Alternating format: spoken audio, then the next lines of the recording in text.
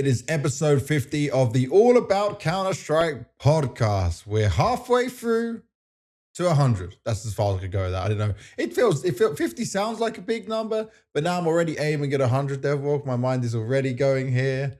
I'm not trying to enjoy that 50th moment. I'm just jumping the gun like, give me the 100 now. Still crazy though. Yeah, I Still mean, crazy.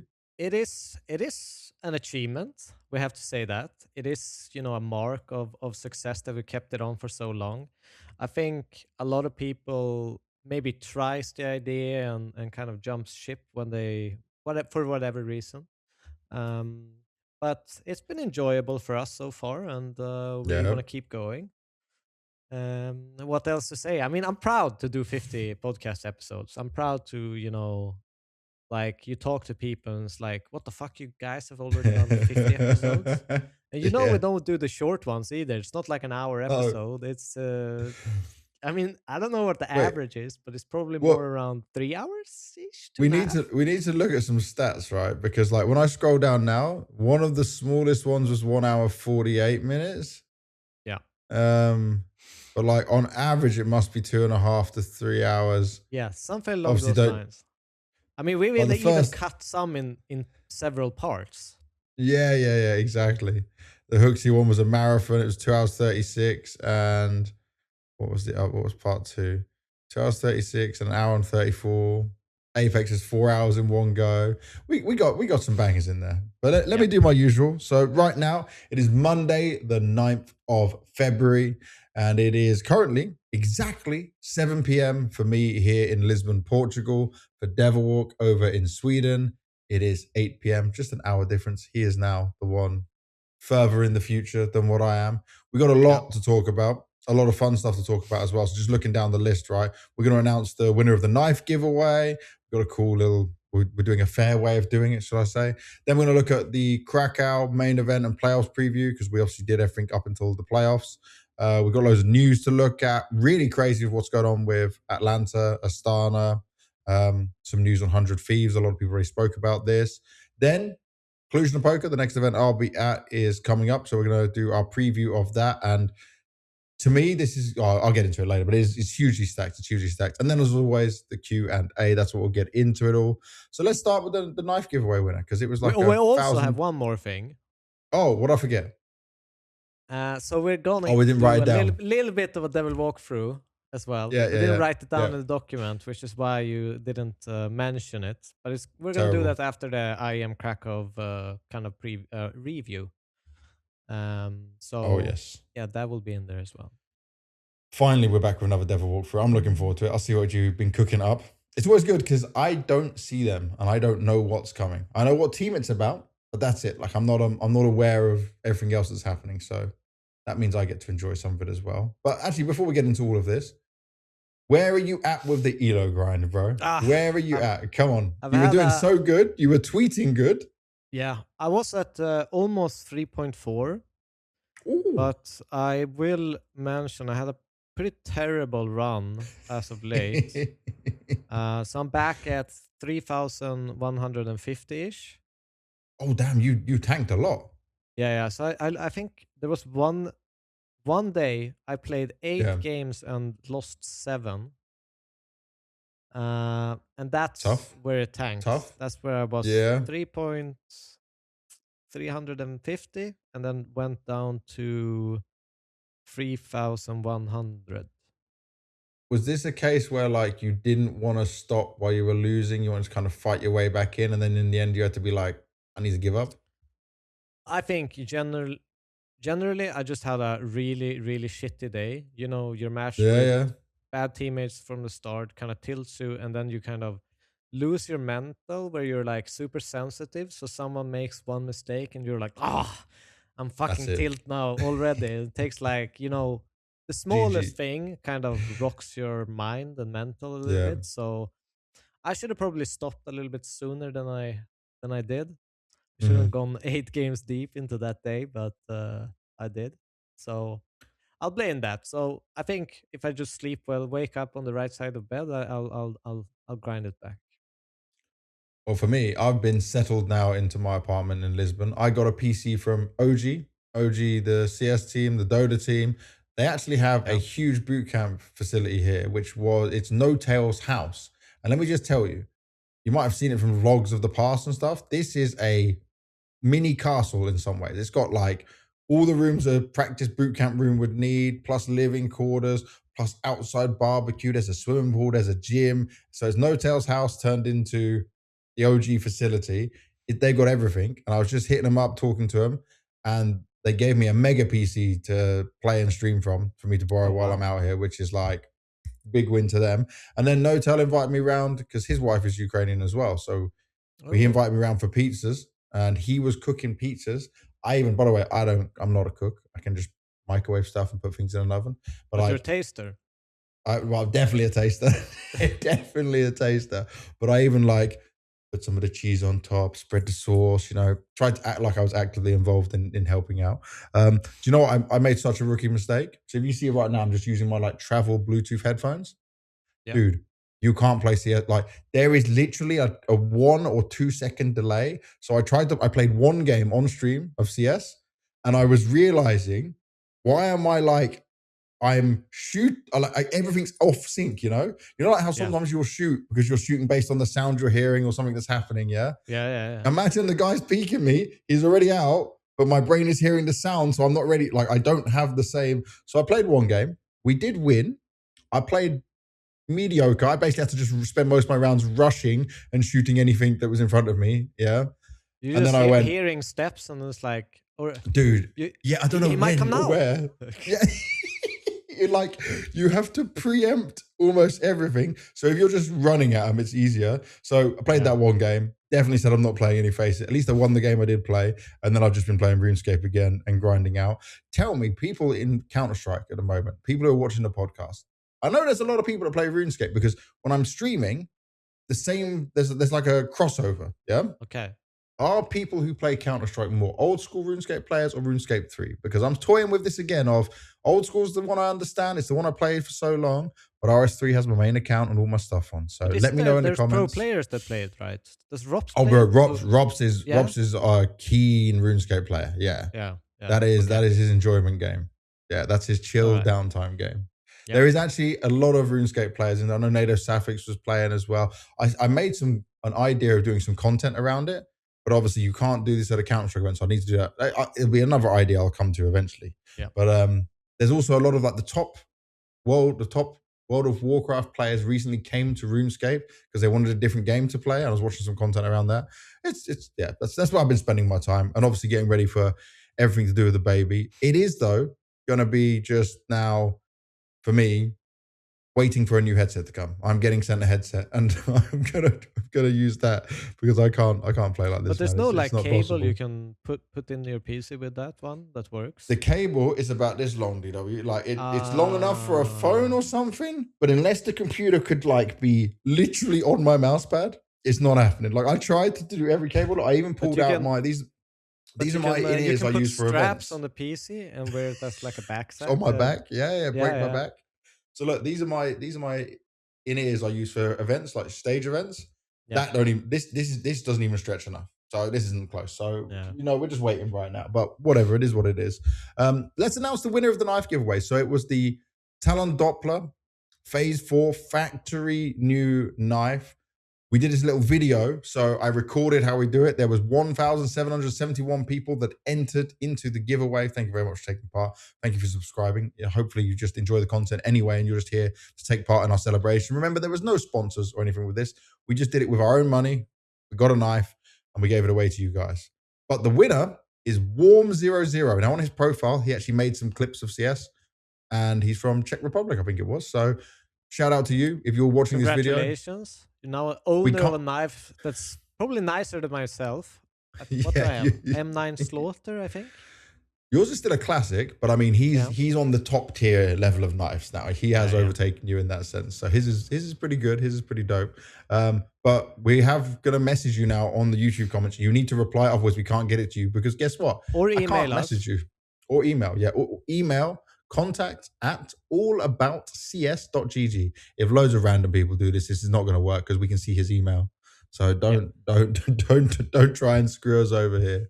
But with that, let's start looking at everything Krakow, mate. It's good because we already covered a lot of Krakow. We only have after the playoffs to do. Remember, the big thing that I have a problem with Krakow is that it's only 6 teams going through the playoffs. So that was Aurora, G2, Mouz, Spirit, Furia, and Vitality. The thing I want to start off with is I want to praise ESL on just moving to Krakow and doing it successfully. Yeah, it's still Poland, yeah, and they've got a base in Poland, but it's a new location. It's a new arena for them. I was sad it wasn't a 360-degree arena, but that's not what ESL's known for, right? They like the way they do it with a big stage up front. Big dick arena, though, as I've seen both on broadcast and on Reddit. Yeah. Yeah. And I asked my girlfriend, what does this look like? And she said a dick instantly. So it's not just like because I saw it on Reddit. It literally looked like a dick. Especially when they're using the drone shots and you can see it really well. I saw fans' pictures from like the top of the rafters as well doing it at the same time. But you know what I want to give them a big shout out for is that this was bigger than the last Katowices have been the last few years. There was more people in there. You could feel that energy even on the stream. You know, because we were both watching online from home. Yep. People kept saying, oh, you couldn't hear it well. The crowd mics are bad. And I'm like, I don't understand that because I double check this against, you know, when like fans and players post videos of like the crowd and stuff beforehand. So like, you know, Dupree did the trophy. Yeah. Yep. And he had that video where it's on his POV, camera. Yeah. You can hear the sound. And I'm like, do people expect the microphones to be like, like, do you expect everyone has an individual like mic in the crowd? And yeah, like what do they expect? Because I'm someone who's been on these stages, been in these moments, and for people to be slandering the crowd, I'm like, no, it sounded pretty good. I was impressed. It's also a delicate issue. You don't want the crowd mics near people where you hear everything they are saying. We've had some problems with that. Yeah. Yeah, we've had some problems with that. There's risky business with crowd mics as well. Just you hear the person in the front seat's whole conversation. Yeah, so mate, we're gonna go to this pub after the games and get lathered up, blah blah blah. You know, like you don't want to hear all that. I think I don't know. Okay. For me, it looks great. Did you hear the caster mics? The reverb. Yeah, it sounded a little bit weird on the caster. That wasn't great. Yeah, that part for sure wasn't great. But that will always happen, I guess, on some audio issues. So maybe when people complain about audio issues, I guess maybe that is a problem. I was just talking specifically about the crowd, the energy I could feel even watching. I'm not there, and I'm trying to judge this off energy I'm feeling on there. And it just felt like this was a much better. I was at Katowice last year. This was much better than Katowice. Yeah, this was a big improvement, a big step forward. For sure, they can fix the commentary mics and how that sounds. I completely agree. But it just still looked like ESL have done this at the right time to be a step up for what this event is. The prestige of this event is still the same trophy. It's still the same legacy, just has a different name going to a different city. And obviously, for any people who just want to be smart and point this out, obviously, Krakow as a city would have spent money on this, right? It was a sponsor of the event. You know, that's also part of the deal. But I think that doesn't take away from anything that this event has to offer. The stairs are still there, still in Poland, still moving on forward. Like, to me, this was a win for ESL. Yeah, great event. I mean, I think it will still take some time for it to have the same kind of, Katowice vibe. You know, everyone remembers these events as one of the greats of Counter-Strike history. And I think this will eventually get to that point. But it's just not 100% there yet. But it's a massive event. And I think it even beats some of the viewer records for non-major events as well. I read earlier today, so I don't know the exact numbers, but it was definitely a great success. It's right up there now. It's just did a big jump up, so it's a positive throughout, and obviously it had some great games with it as well. So let's start by looking at the playoffs and what we had there. Do you want to go for our predictions first? We can. Should we go through the predictions all at once, or as we go through the game? Well, let's do the first quarterfinals. It was FURIA Aurora, right? We'll do it one by one. And we obviously, as always, we'll talk about the team that got eliminated first and work our way up. So I predicted FURIA. You predicted Aurora in there. Furia managed to come up with the win. I'm going to say for Aurora as a team, this was a better looking Aurora once again throughout all of Krakow. Yeah. No, wait. They beat Falcons 2-1. They beat Mouz 2-0. They lose the Vitality for that semi-final spot, even though Vitality were willing to get down and dirty and play Ancient again, you know? Yeah. That was a standout event. Obviously, ZywOo's was doing superhuman things. But I will just say that like Vitality removing Anubis from them probably completely threw them off. They weren't ready for that. And I mean, then I was ready for them to do that. How can they not be ready for it? But I think like they did it against Furia that time, right? But other than that, Vitality are not really doing it.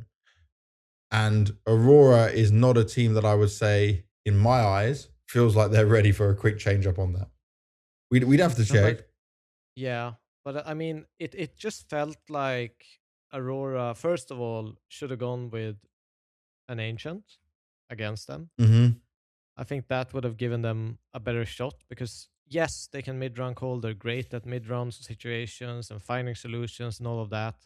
But it felt like they just played into Furia's gamble and gave them all the strengths when they are, they are the underdog in this scenario. No matter what, if it's a group stage match or if it's a playoff match, they are the underdog in this scenario and they kind of have to cut corners to some extent.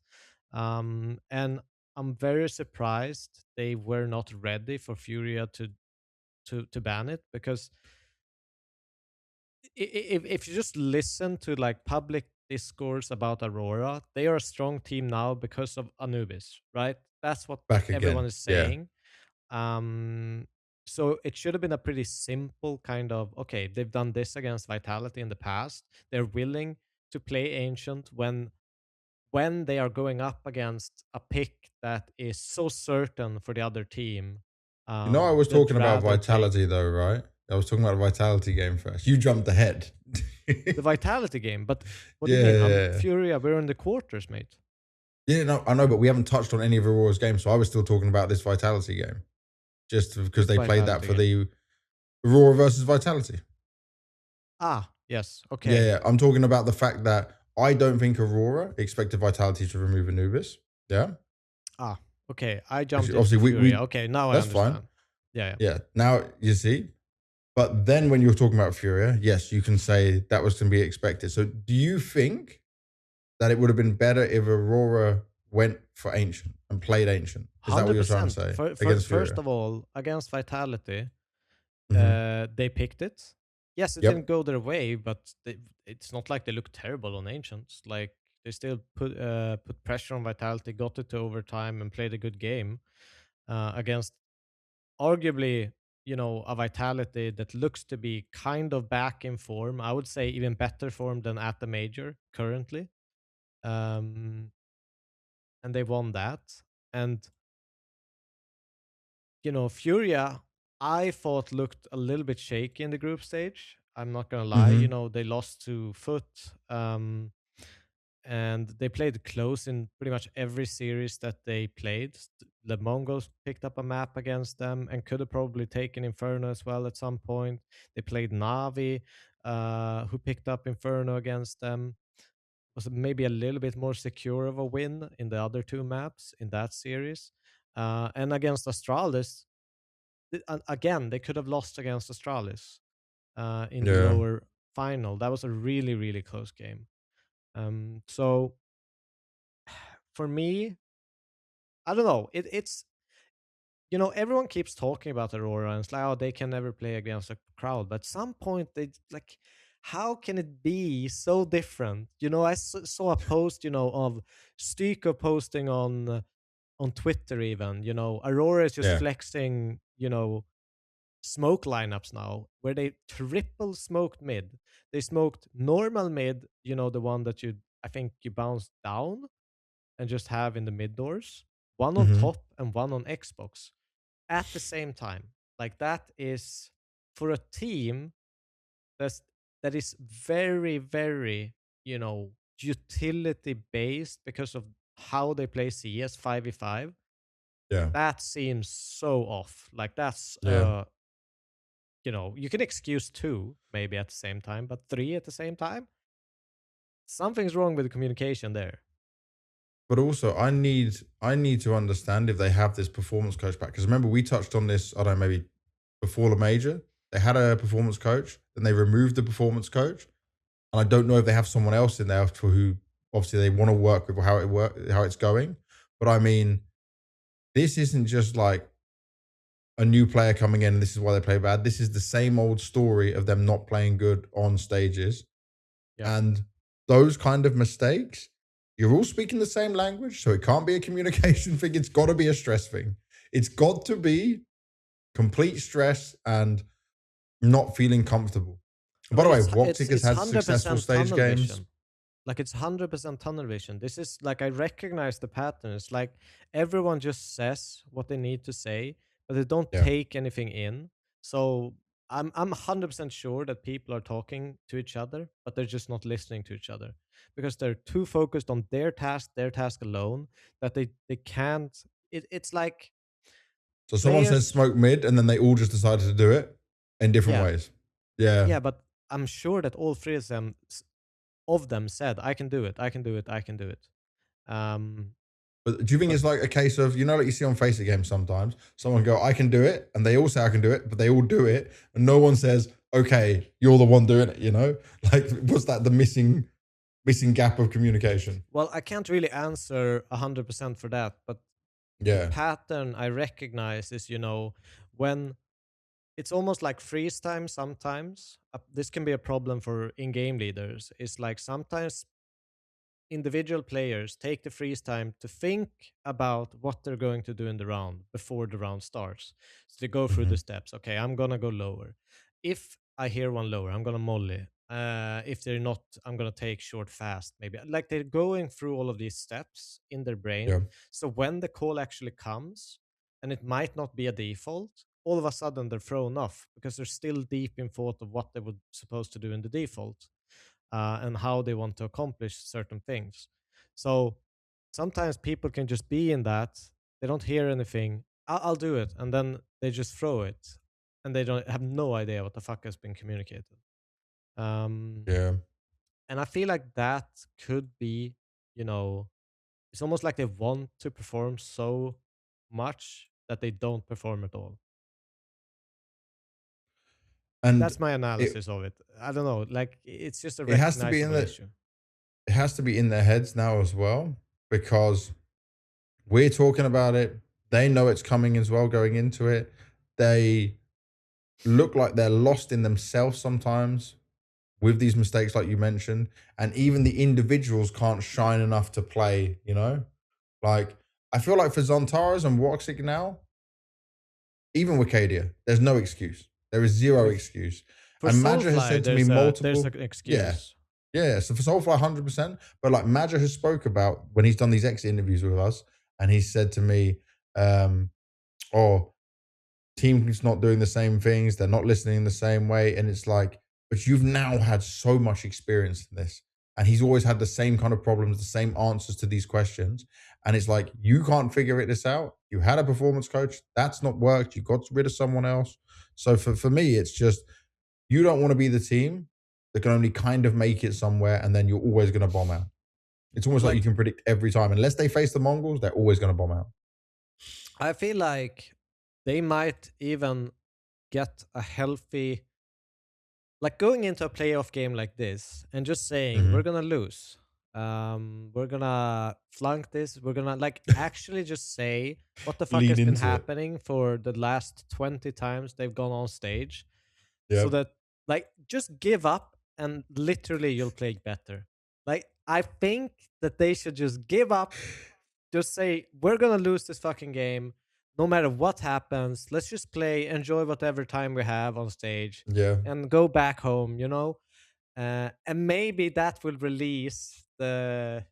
Out of context, this sounds so weird. This whole thing sounds so weird. I get you. I fully get you. I know what you're saying, but it does sound I'm just like saying, the wackest advice reverse ever. The process. Don't say like, come on, let's do this. Don't hype up. Fucking hype down, man. Just go complete reverse direction.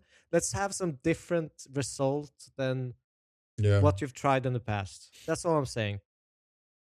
No, I understand the way you're going with it, but I think top 6 here, it's not bad. I'm not going to say it's good. I mean, it's Because completely the potential acceptable. losing a way where you look like you had some chance, showed some Yeah. fight. It's not like they can't compete against a team like FURIA. They should be able to by now. But yeah, it's rough.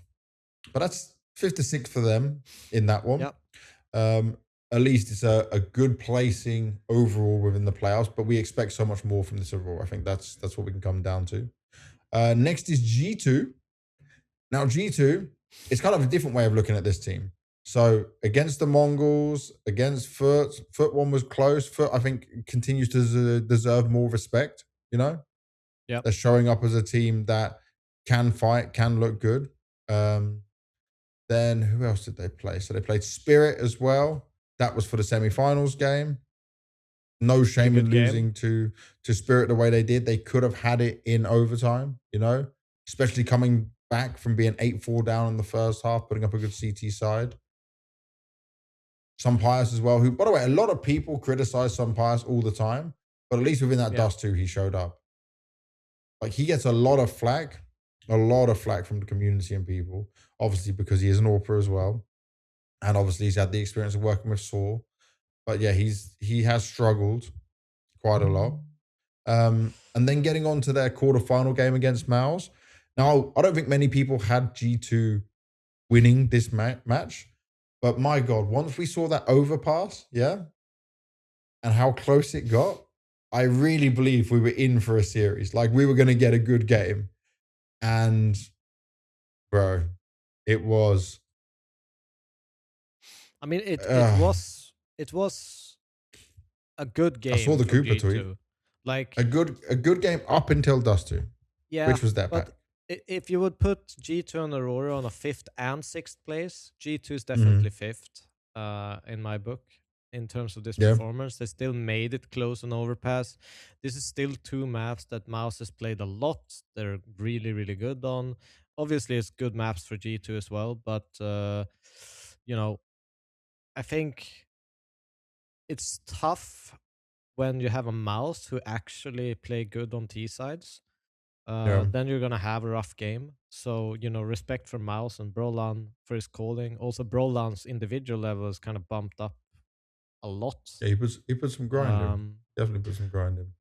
So that makes Mouz just a way more proficient team overall. Even... Did you see the Cooper tweet? I did not see the Cooper tweet. Let me check. It was a picture of SunPayus versus Mouz, and he took the arms using AI, I guess, off of SunPayus. What? I had to laugh. Like, he literally removed some. So SunPayus stood there, but he's got no arms. He was trying to make out like the SunPayus was playing that bad. Oh, I can find it quickly. Yeah, I sent you it. Okay. I'm gonna have have a look. It is very harsh, but I had to laugh after watching that game. Because I mean, SunPayus can play on stages. Stage fright is not a problem for him. SunPayus, when he came alive, right, when we first started seeing him on that Movistar Riders lineup, him on stage was the thing that was carrying them through. They were beating FaZe at Cologne. He was dominating, That's the SunPayus I remember, the Ents moments of SunPayus. But this kind of a performance is like, at that point, you are the weight of the team that's pulling you down. And if this continues, they can get a better AWPer. They definitely can get a better AWPer for the next season. It's very early on to say. I think the reason I'm more critical of them, by the way, is because they also skipped Blast Bounty to come straight into Krakow. So yes, 56 is good. The overpass game was good, but maybe I expected more from them to be ready and individually fired up, considering it was the first event of the season, the way they were tackling the calendar. Yeah, I get your point, but I think it was still a really good tournament. This is still a Mouz that I thought looked really good. Like, yes, they lost to Aurora. That was maybe the worst one. Even the NRG one, I still think NRG looked really, really good going into this tournament. They played really well. They We're almost talking beat about G2 still, Falcons. though. You're confusing me. Where have you Oh, gone here? I'm We're just still going talking with the about. Mouse. It's still Mouse G2. I'm just Yeah, but saying we're that not jumping Mouse into Mouse yet. were strong this tournament. So it's I don't think that we should be harsh on G2. I don't think so at all. I think it should be, Okay. you know, if you went before this tournament, not a lot of people would put them in the playoffs. So I think it's still acceptable. I True. think if you look at the pieces and the teams that went We didn't ahead have of them in them, playoffs, right? Did you have no, them in playoffs? I don't think No, so. neither of us had them in playoffs. Neither of us had them in playoffs. So I mean, if you just look at the teams that came ahead of them, Spirit, Mm-hmm. Furia, Vitality, Mouse, that's acceptable for whatever team you are in the world. That these 4 teams are going to be ahead of you. I think when we come to look at Cluj for a G2 going forward, they need to be within playoffs again. Because this is what that team is building for, you know? Yeah. I think Hunter is developing really nicely. He even has some individual games of brilliance. Heavy God and Matty's, I think we're always very positive about. Malbs is up and down, learning now, obviously, how to deal with. Well, he's not even learning now. He's had the time to deal with the fact that there's no Nico there. So he needs to call his own game and take more initiative. But the SunPayus one will be a question mark that's continue to be rising unless we start to see some old form SunPayus pop up. Because that was tough. It was tough to watch. How much did you watch of this game? Because I missed parts of this game. I didn't see any of the Dust 2. I saw the overpass. That was the exciting part. Because I remember when SunPayus played the absolute best Counter-Strike that I've seen him, it was usually in 3 or 2-man setups. I remember Vertigo specifically about SunPayus would always be in these very, very exact setups. I mean, he would go, the mid box, peak mid, a rifle would be close in the corner. As the T's were peaking, the rifle would swing out after his first shot, etc. He would always be the first kind of engagement, but always being able to fall back into a different position. Yeah. My question essentially is, and I can probably check this up even on Skybox and stuff as we're talking, is essentially, are they running a lot of that stuff, or is it more defaulty with triggers based now compared to what maybe he's been used to in the past on especially CT sides? When you're saying what he was used to on the past, was this still when he was under Saw at Ents? Because then like Saw would know how to make this. Yeah. So then Saw should know how to make this comfortable for him, you know? Yes. I'm just wondering if maybe there's a lack of that where they put him in these areas to hit the shots and Yeah, have the I guess fallback plan. he's not a Manasi, right? He's not going to be doing those kind of moves and movements. No, but those are more Yeah. solo based moves. Yeah, I'm just yeah, saying, exactly. a setup where a rifle is taking care of the second guy for him to escape. Either way, we can move on. I hope to see more of that from him. Yeah. Well, then we get to our third and fourth place. So we'll start with Mouz, who ended up in fourth. Yep. Mouz are, to me, it's not about this stupid auraless or anything like that people have to comment again and again. They had some fun. They had some fun with it. Yeah. Again, ESL were cooking with the skits. They were on fire as always. Spinks had a great tournament for sure. But the problem with Mouz is it's another team without those star players, and everyone can have a pop-off game. So if fans look at just the rating and say like, "Oh, Torzi was bad," or Yimfat was bad, or Zershan was bad, they can all have a bad map, but someone else can carry some of the weight and do it. This Vitality game, it looked like we were back to like, I think Yanko or JL summed it up perfectly on the desk where they said like, this isn't a rivalry, yeah? Because a rivalry has some back and forth. The games that Mouz have won over Vitality were not other than, was it Cologne? They were not big games that mattered. And all of the time other than that, Vitality is just winning. Yeah. And Mouz still struggling. Like this wasn't a competitive game. This was Vitality dominating. This was no individuals having chances to step up or shine. Spink slowed down, which they relied on in the group stages as well. Like this was tough to watch for looking at Mouz. I did expect Vitality to just manhandle them. I was hoping there might be a way to get a map. Losing Train obviously hurts Mouz quite a bit here as well. And they didn't really try and pull anything out that was like something that could shock Vitality, you know? We just get Nuke, Dust 2, and Mirage if needed. Yeah, I mean, what to even add on this? It's kind of a, I don't know. It just felt like a free run to the final for Vitality. As you say, there wasn't that much. It's like you say also, the maps, like you need to luck out a little bit, have a little bit of momentum going your way pretty early on. If we're gonna see a Vitality starting on their CT side 6-0 on Nuke, like it already feels as a viewer, okay, this is over. It needs to be a fight from the start. Like it needs to be a little bit of back and forth. Maybe Mouz start to gain the money control, but it's when you get bad starts like that against a team like Vitality, they find the solution, shut you down. There's not much to discuss. And I also think that people can't, after the major now, target Vitality's Nuke as a weak spot. Both Mouz and FURIA tried, didn't work out for them.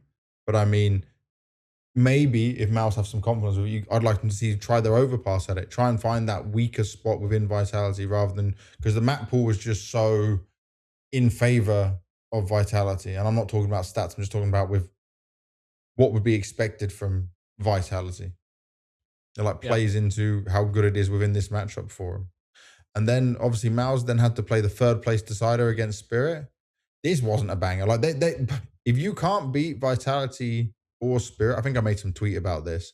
It's like you will forever just be that semifinals gatekeeper team. And if you somehow don't have to play one of them, you can be in the grand final. But then if you come up against them, you're probably still going to lose. Did you watch like some of the face cams and stuff in this third place decider? Because it just looked like two very depressed teams playing each other. I only saw the fact that like Donk was. I thought there was a way in on Dust 2 if Donk was going to tilt anymore, and it wasn't like Donk didn't play badly, but it was badly beyond Donk standards. It looked like the other members of Spirit cared more. This game for Donk was when kind of like how Rops plays RuneScape on his off day. Like it felt like he was just chilling. I have to do this, like this is a must. This is just a game I need to go through. But it's obviously for teams, it's important not just the money, but also VRS. And it's another game on land, it's another game on stage. And also still so much better than us having to watch a boring show match that no one wants 100%. To see. This is the win.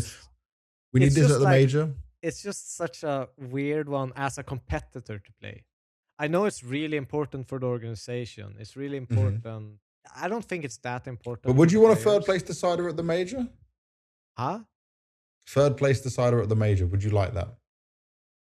The only reason I like third place deciders is because of the VRS points. The allocation for it. Okay. I, as a competitor, hate it. Yeah. Absolutely disgusts me. Because why do you hate it? Because there's the reason to play is gone. If you cannot win the event, what the fuck am I here for? It's like... Okay, but then shouldn't that be where Mouz can pick themselves up as a team that needs some confidence boosting and say, at least we're going to win the third place decider?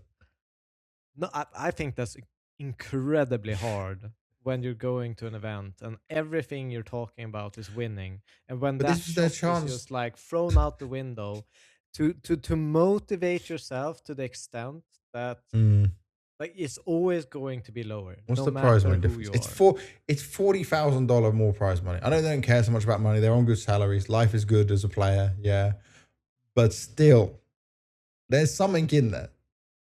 And like I can imagine Spirit just not giving a hoot at all. But I was I was hoping for more.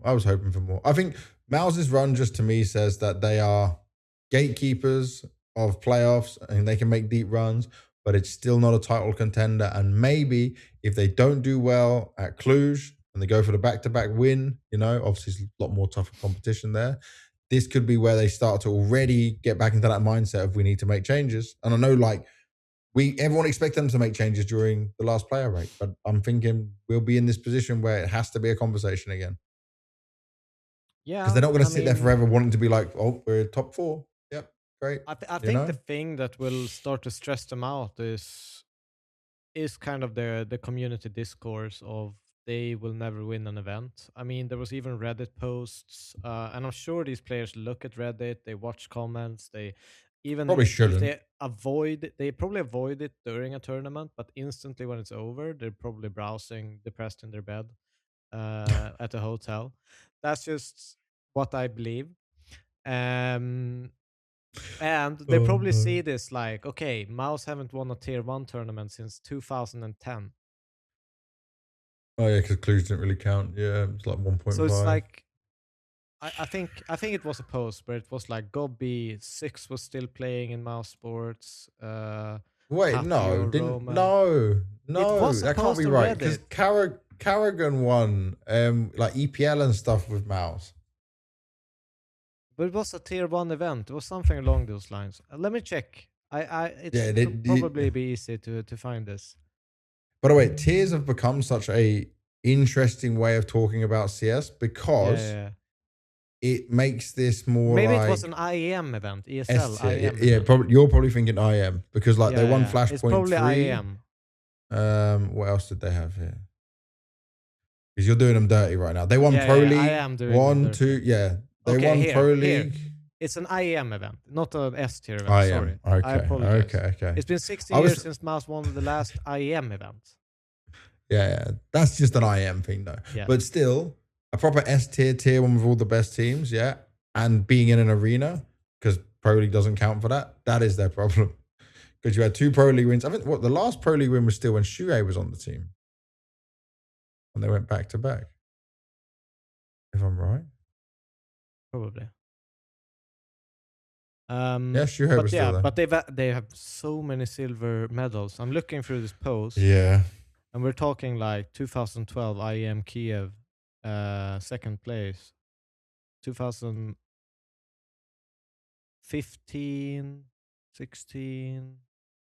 They have a 3rd place IEM Chicago, IEM Katowice, 5th place, 2nd place IEM Cologne, 2023, Sydney, 34th, 2nd at Chengdu, IEM Katowice again in 2025.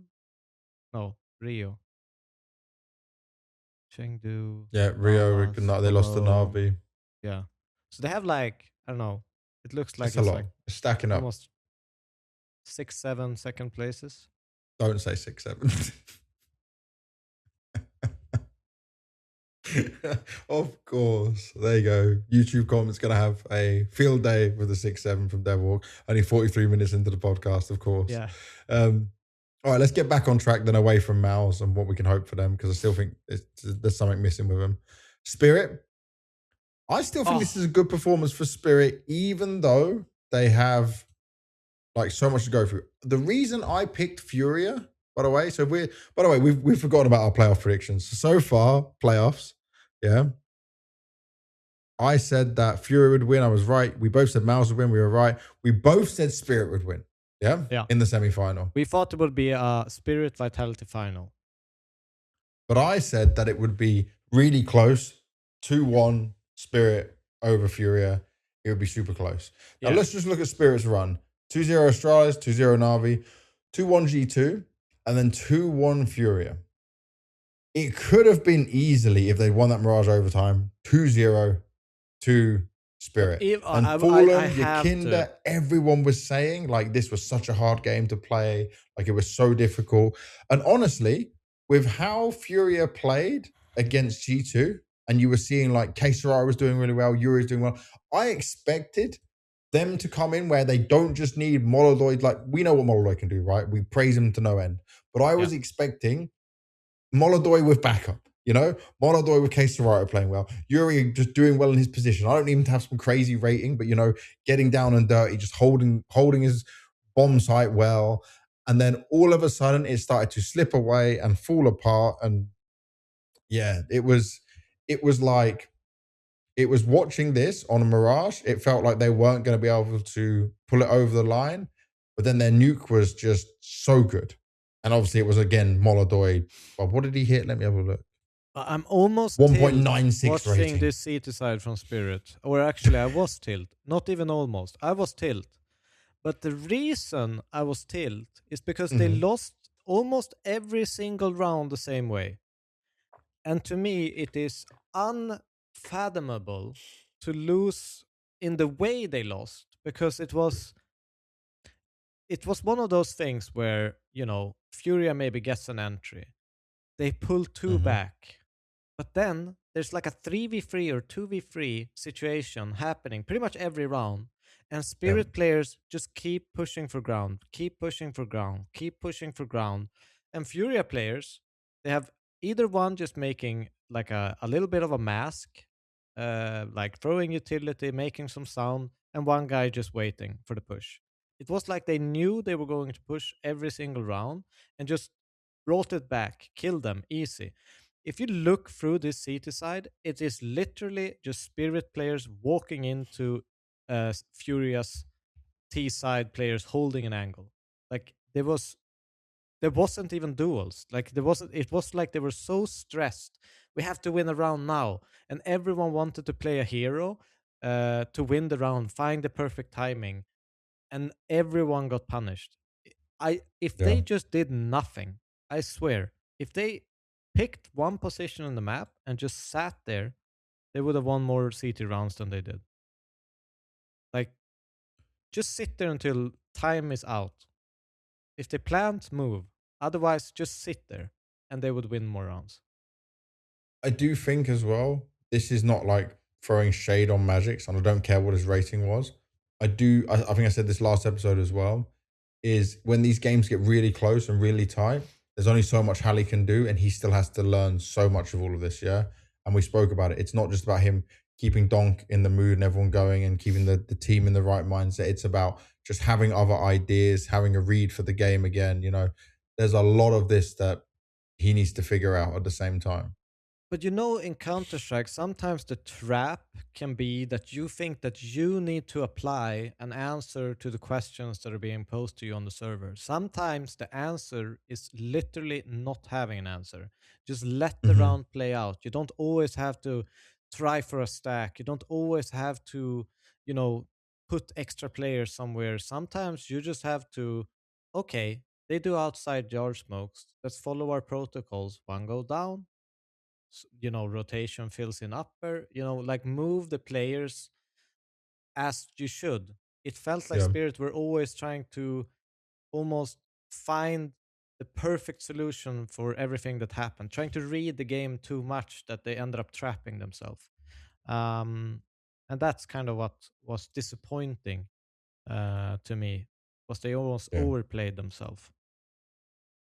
And okay, Spirit don't manage to get his Donk still has a good performance individually. We still see, I would say, the frustrations, which was to be expected when you're as good as he is. But this was better team CS, better decision-making CS from Furia to win this one out. Yeah. And that's what got him into the grand final.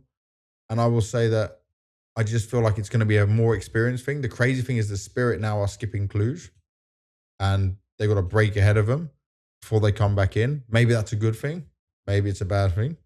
I think it can be a good thing. I think they looked desperate some points where it almost looked a little bit face-ity, if that makes sense. Like there was. You saw what Halley said, right? He didn't expect so many top teams to be going to Cluj. Otherwise, they probably would have accepted that it. I saw. Yeah. But yeah, I just think they need a little bit more answers and a little bit more structure and stability to help Magix out in these tough moments. I felt went a little bit overboard with individualistic thinking. So I think it's a good thing that they take a break, because we have to remember this is a rookie IGL Yeah. in terms of magics, playing against some of the best teams in the world. We can only expect him to be punished for at least some time moving forward if he doesn't Hmm. have enough help in the backpack, so to speak. Yeah, I get it. But still positives to be looked at if what Spirit can offer across the year. Verdonck's going to be getting hungry. And obviously this move was made to keep him happy. And what we keep saying, right? And like Spirit is in a position where if you want to keep Donk, you need to build a winning team with this. And by the way, his English keeps getting better. There is a world where someone else can try and snipe him out of that contract, probably be the biggest transfer in CS history. But Furia's run up until the final, losing to Foot in the first game, there was alarm bells, right? We touched on this before. They beat Mongols, Navi, Astralis, but all 2-1. I felt like they struggled all the way through the playoff. Yeah. It was sweaty watching them. It was the same as at Bounty, though, you know? Like at Bounty, it was 9 had a good run and a good chance of it. Obviously, it was still a 2-0, but they nearly lost to Foot. And yes, it was online. Yeah. Then it was 2-1 to Heroic on land and then losing to Paravision. So everything was not comfortable. And obviously, they went through some role and position changes, like Fallen and Yuri switching some things up. And, you know, like they are, like Fallen's way, I think what he said in one interview was, it might have been a HLTV interview. He said, like, sometimes even if things are working, you need to like make a change to get a different output, you know? I'm paraphrasing massively here. Outcome, maybe, yeah. But then they beat Aurora. We really touched on that game. They beat Spirit. And then here in the finals, they started off well. To come back from that 9-3 deficit and win Mirage. Well, to be fair, they started off awful. Yeah, but I mean, in the maps and to start off well. But yes, to come back from the way they did, yeah, with a good individual set of performances, that amazing highlight from Molodoi, which is why exactly he's so exciting to watch. Yeah. That was a good kickoff to turn things around there. What did you say? You said you like stopped watching the game after the first half. For me, it was literally at 9-2, I was like, fuck this. This map was over. I might as well play a Face It game. So I jumped into Face It, queued, and then, you know, I played my first half, and I'm looking, you know, because I have it on the TV to my left. Yeah. I'm looking to my left, and it's like, what the fuck? This game ain't over yet. It's like 9-8 now. Like, what the hell is happening? It was something along those lines. And yeah, so I had to rewatch the Mirage because I watched the Inferno, the Nuke. The Nuke, I was incredibly disappointed I even watched because it wasn't competitive at all. Yeah. But Mirage, I was disappointed I didn't finish through because that was an incredible game. Yeah. But I think it was a game where I expected it to be over, and I didn't see that comeback happening. I didn't see that comeback happening at all. No, but it's a funny one, you know, because I thought after what, like, Yakinder was like the best player on the server, and his T side was atrocious. He had a 3.3 ADR on T side on Mirage. That's 1 kill, 11 deaths, and 1 assist, with a minus 10% swing rounds. And on CT side, he had a 2.08 rating, plus 9.05 swing, 15 kills, 5 deaths, 5 assists. And he was 4-0 in opening duels, and he was destroying them. It was so kind of weird to see that, you know, Vitality was obviously dominating them. But I also, like, there was a lot of rounds where it felt like this is the round Vitality ended and something incredible happens. Like you mentioned, the Molodoi clutch. There was one round, Caserato, he was like alone on A, running through smokes, dodging people left and right and getting kills. When one jumped up Ninja, he got a second kill. He's hiding in the smoke again, and Vitality players just trying to find him as the rotations kind of push in and end the round, which was kind of a funny moment, but was also the reason, even without the kills from him, the reason they won that round and could live on. There were so many of these moments where Vitality probably could have ended it, Yeah. but something incredible stopped them. And then throughout the rest of it, right, I would say it just felt like FURIA were being pounced on with confidence. Yeah. Even after, like, you would think the swing would be in FURIA's favor, considering you just come off the massive comeback. And to be fair, Vitality's mentality has always been incredibly strong, even in games they shouldn't have been able to win. Just think back to Melbourne, for example, But the way they just individually outplayed, ZywOo having the best final of his career, the best performance of his career. He just dominated on that Inferno. What was it? 2.22 rating. Mezzi had everyone on this team can have a pop-off game. I think it was only Rops that didn't, There were some mega moments from Apex across the whole playoffs as well. Yeah. Where he was like back in his good form. We remember at the beginning of 2025, where he individually was there at the same time.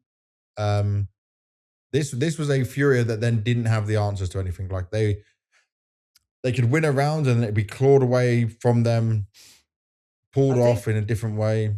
I think if I was in the FURIA camp, I would look at this game and just look at it. Okay, every single game we had slow starts. You can look at the Inferno. Vitality go 4-0 up. Even you can say 6-2 up even on Inferno T side. You look at Nuke. It's a 9-0 lead for Vitality. Yeah. You look at Overpass. 5-0 and probably should have been 6-0 to be fair on that Overpass T side. And it's you look at Mirage again. It's 5-1 or you can say 9-2.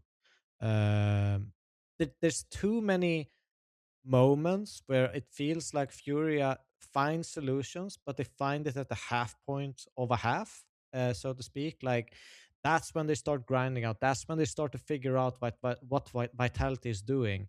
We even heard, like, even on the voice com of that Inferno game, we got a little of a voice com from Yekindar where he just said, please play, the way that I tell you to play. Just listen, please. Everything. Do it exactly as I say it, because I know how they play. They started to win and grind some rounds out, but it feels like it's way too late, when already Vitality has the money control. They have a buffer of 4 rounds on T side. It's too late to start getting rounds against the best team in the world at that point. It's too difficult to grind your way up and out of. So I think I look at this game where Vitality won in prep work. They knew what they wanted to do to win and gain the early advantage, while FURIA was always clawing back into the game. I mean, that's a fair way to put it. And we praise Molodoi so much and how good he is individually, but like this was his third worst ever event for FURIA, and again a problem on a big stage. He is super confident. He's trying to learn. He's spoken in interviews about he's watching back his demos, trying to see where he's re-peaking, how he's not playing the same way, what he can do to get better. His highs are so crazy, right? Like Chengdu 1.27. The Thunder Pick 1 was really high as well, but it's not classified as a big event. But like, look at this. First event he ever had for FURIA, Astana, 1.07. Last London finals, they get to the land, they finished in top 4, but a 0.77 rating for him. But then everything else is like really strong. And then it's just here, Krakow now, 1.08. And he was really missing in that final. Like he was completely not able to do anything. Now, he's still got some growing to do, but this was a big off day. Yeah, it's an interesting problem because before it was majors. Now it's like this. I'm not going to say 1.08 rating for the whole event is bad, yeah? But 0.75 from your star in a final? That's painful. Yeah. I don't think he played badly in the final. He still has some moment highlights. If we remove the Nuke, I don't think his performance was that bad. And Nuke, they never had a chance in either. He'd probably be closer to I don't know, 0.96 or something like that if we remove Nuke. But I think Overpass was really bad as well. Yeah, it was. But he played good on some maps, but I don't think he has maybe the stamina in the way that he plays. And it's also a problem where the peaks that he's doing, the re-peaks he's doing, is what makes him great. At the same time, is what people are punishing. So there's a Yeah. interesting, like, how do you deal with this problem question for Furia in that regard? Because at one point you don't want to remove what makes him great, Yeah. but at the other point you kind of want to make him more consistent. So You want to it's, see him grow. yeah, so it's Yeah. a tough one to kind But of he takes change. these things very harshly as well, but goes back to the drawing board, goes back to working on himself. That's what I know from him as a person, as a player. Yeah. That is definitely very admirable, and he is continuing to try and learn and grow. And he's still so young in it all, you know. Still a second place at Krakow is huge. Yeah. It's just a impressive journey he's been on, but now we expect so much more from him, and them expectations are what we are looking to see be met. Lastly, our champions, Vitality. Their run was just crazy, right? 2-0 BC game, 2-0 3D Max, 2-0 Aurora, 2-0 Mouz, and 3-1 Furia. Now, I want to say this, bro. Some ZywOo fans are so, their brain is gone. And some of these French people, like, you need to learn to read or understand some context, because you're, like, some people were saying to me, first of all, I'm not an analyst, so that's fine. Someone goes, did you not say on a podcast that Simple and Donk are way better than ZywOo? Did you not keep saying that Donk was better than ZywOo in 2025? You hypocrite. And I'm like, bro, by the way, he got completely ratioed in the comments anyway, but he is the dumbest of dumb, because I felt, and I still stand by my words, Donk was the better individual player in terms of skill and ability in 2025. We know the reasons why ZywOo won best player in the world. It's a super competitive, close race. This has been talked about to no end. Yeah. This performance from ZywOo in this grand final and just across Krakow was monumental. This was best grand final he ever had. The impact he had. This was the ZywOo we have said was missing for so long. Like the simple-esque carry performance, the donk dominance, yeah? Those are the things that stand out as one of the truly great players. Now, ZywOo's whole career, he has been so good. He's been so consistent. Sponge spoke about it on HLTV Confirmed. Like, he's working with a lot less, right? No one's dropping him guns the whole time. No one's setting him up the same way. They're two completely different styles of CS between Spirit and what Vitality run, yeah? Yeah. But still, I've not seen this level of monster from ZywOo. He can have games like this, but then in so many other games in grand finals, he drops off or disappears. Like, let me just see what he did map by map. Mirage 1.28, 2.22 Inferno, 1.83 on Nuke, 1.52 on Overpass, and then overall rating for this final, 1.66. There was no one close to him on his team. He had no other help. There was no Rops there. There was no Flames there. Like, they had moments when they were up there with him. Mezzy had a map, and Flames had a map better than him. He has over 2 KD for 4 maps. He's 90 kills. I think, let's see. I don't even know. I mean, he has more than 1 kill per round. He has to. But this is probably. But like, do you know what? So someone then tried to link me. This is how stupid people are. Someone tried to link me and say, but look at Katowice 2025. He was a 1.54 rating and carrying the team. It wasn't individuals carries. The Dust 2, Rops absolutely dominated. Then ZywOo did it. And then Apex dominated on the Mirage. Like, It was a 1.54 rating. It was really, really good from ZywOo. Yeah. No one's taking that away from ZywOo. But even then, Donk was higher rated for him across the whole Katowice. Yeah. In 2025. If we're looking just at those stats, at that players. And then what was it here? ZywOo's KD was 1.60. Yeah. Now, this ZywOo performance is the ZywOo performance people who love his gameplay and love him should be hyped about. So when I'm talking about it, I was talking about how amazing this was. This was the undeniable carry mode.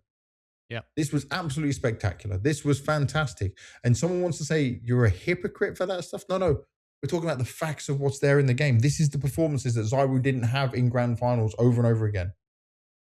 He can always win the MVP. He can always be consistent across the board.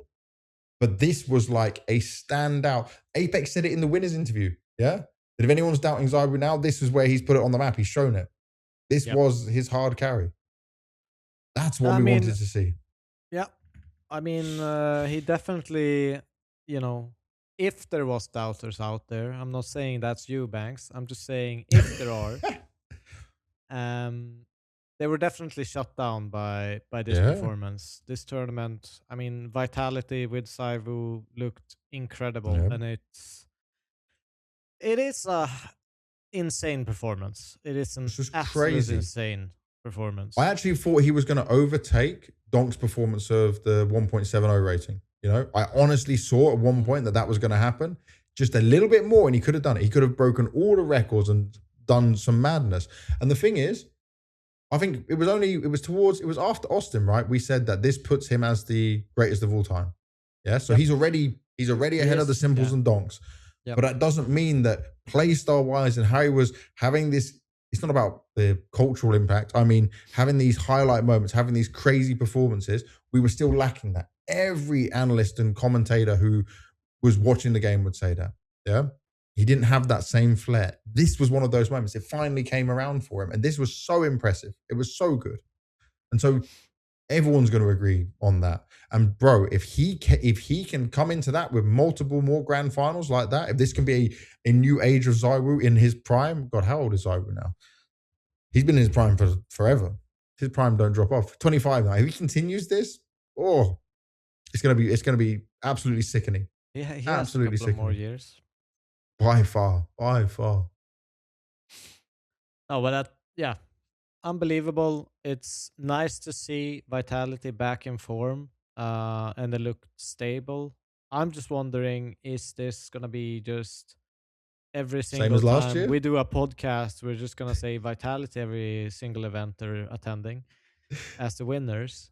I was kind of looking forward to a little bit of a weaker Vitality. I'm not gonna lie. Like, I didn't want ZywOo to just hammer everyone. I want the... Wait, for it finally to happen now, I'm down. Did you see Apex's tweet as well? Yeah?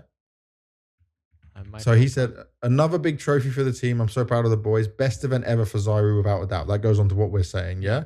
But then he also tweeted, even if you are successful, work even harder because you never know when the drop down is coming. Yeah. And that's what they're doing. Because people try to, by the way, we didn't do this. People tried to say like, oh, them not winning Bounty was like another bad thing. Bro, they didn't win Bounty at all last year. Yeah. Spirit won Bounty both times. It didn't matter. Paravision win Bounty this time. They win Krakow. They're going to Cluj next. The only thing I look at here for Vitality, and I think they've done this smarter than other teams, is they came back to practice after the Christmas break, later than everyone else. They started their practice basically just a few days before Bounty. Played the online portion, got to the LAN, focused on Krakow. But some teams who came back way before and are going Cluj, they're going to get tired now. Yeah. And this is what Vitality now will probably have just a couple of days of no practice and go straight into Cluj. That would be maybe their one-day practice. I don't know their schedule, right? I'm just guessing of how it could be. But they're going to aim for having this Cluj win as well now. Like this is a big one for them at the same time. To keep that dominance going, to get that many trophies. And also, I don't think there is zero debate now on whether they're better than Astralis or not. Like, there is no debate. No, I think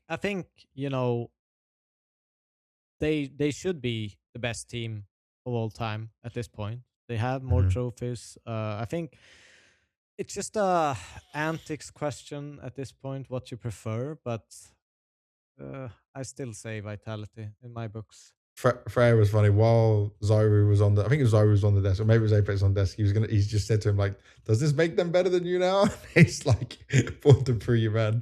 But it's one more major for Apex and have the same amount of majors as Dupree, plus this year, plus this team, plus what they can do going forward. You know what? I'm going to toot my own horn. First event ever where this mousepad was used by Messi and he won his first trophy with it. I'm just a little bit proud that he chose my mousepad. Buy Banks mousepad, win tournament. Not saying that's possible. It needs to be the right mousepad for you, but he picked it up himself and chose it. That's what he wanted to rock with. And seeing that being used on stage, are sold separately. That's a good caveat to have in there. But to see that, right, and to see him have my mousepad on stage while he's winning it and he's confident using it and he feels good with it. That's an epic feeling, man. That's an epic feeling for me. It's cool. It's cool. I mean, I'm using it. I've been gaining Hell elo. yeah. You can take Hell credit for that. Yeah. There we go. I mean, it's just definitely my mousepad giving you the elo gains, Yeah. not the drops. That's your mess ups. You're playing too long. Yeah. That's because I didn't clean the mousepad. Been snacking too much by the PC. Anything else Krakow wise? I mean, yes, but no. Yes, because we're going Devilwalk-through from Krakow Games. Oh, wait. Before you get to Devilwalk-through, we've got to touch on the jail thing because I spoke to him a little bit about it as well.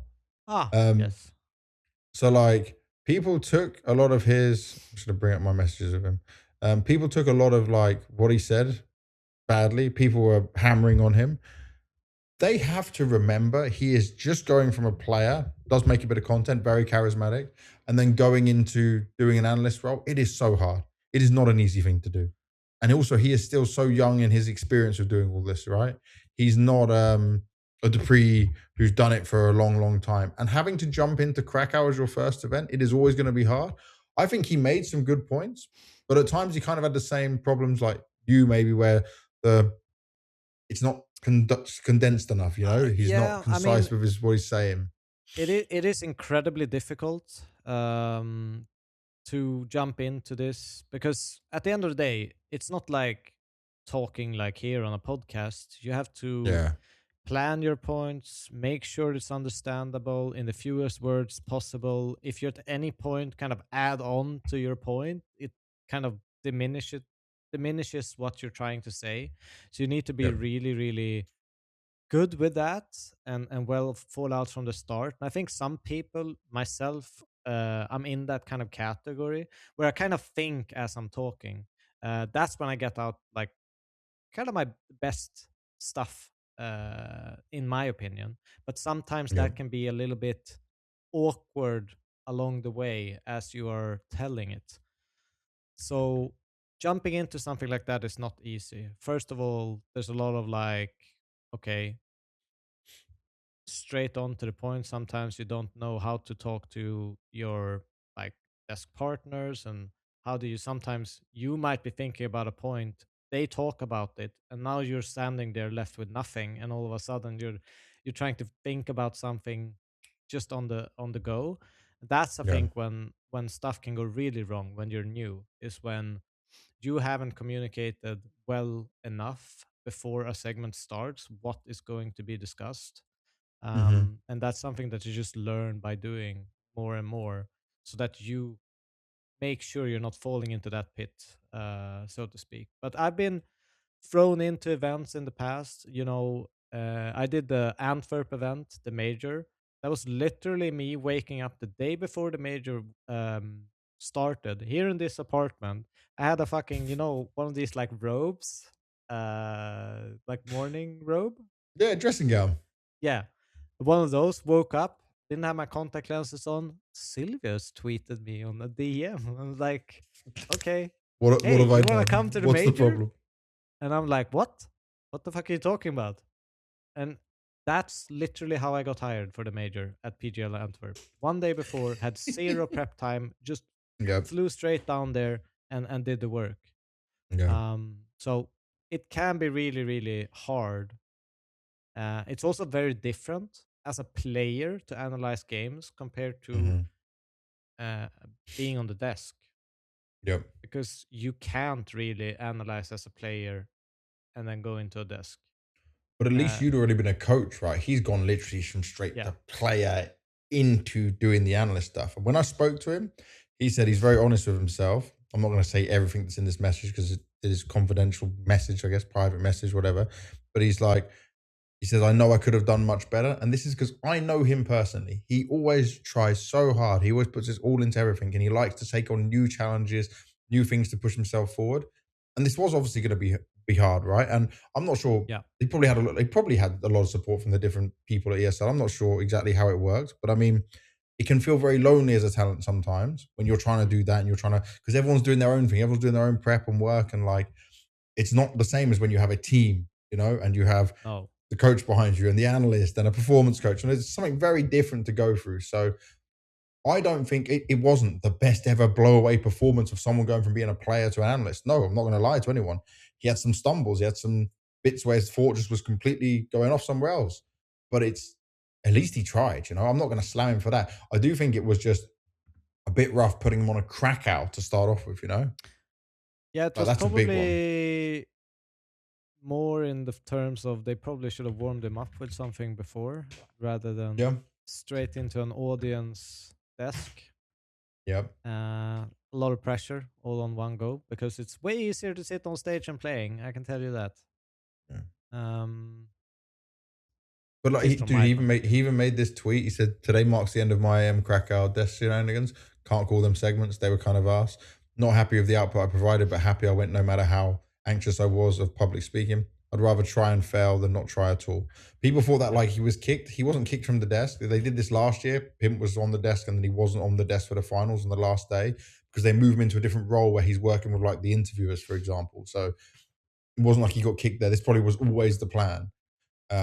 It's just how ESL started changing the way talent do different things and have different positions. I do have one thing. This is not even on JL, but it's on the desk topic.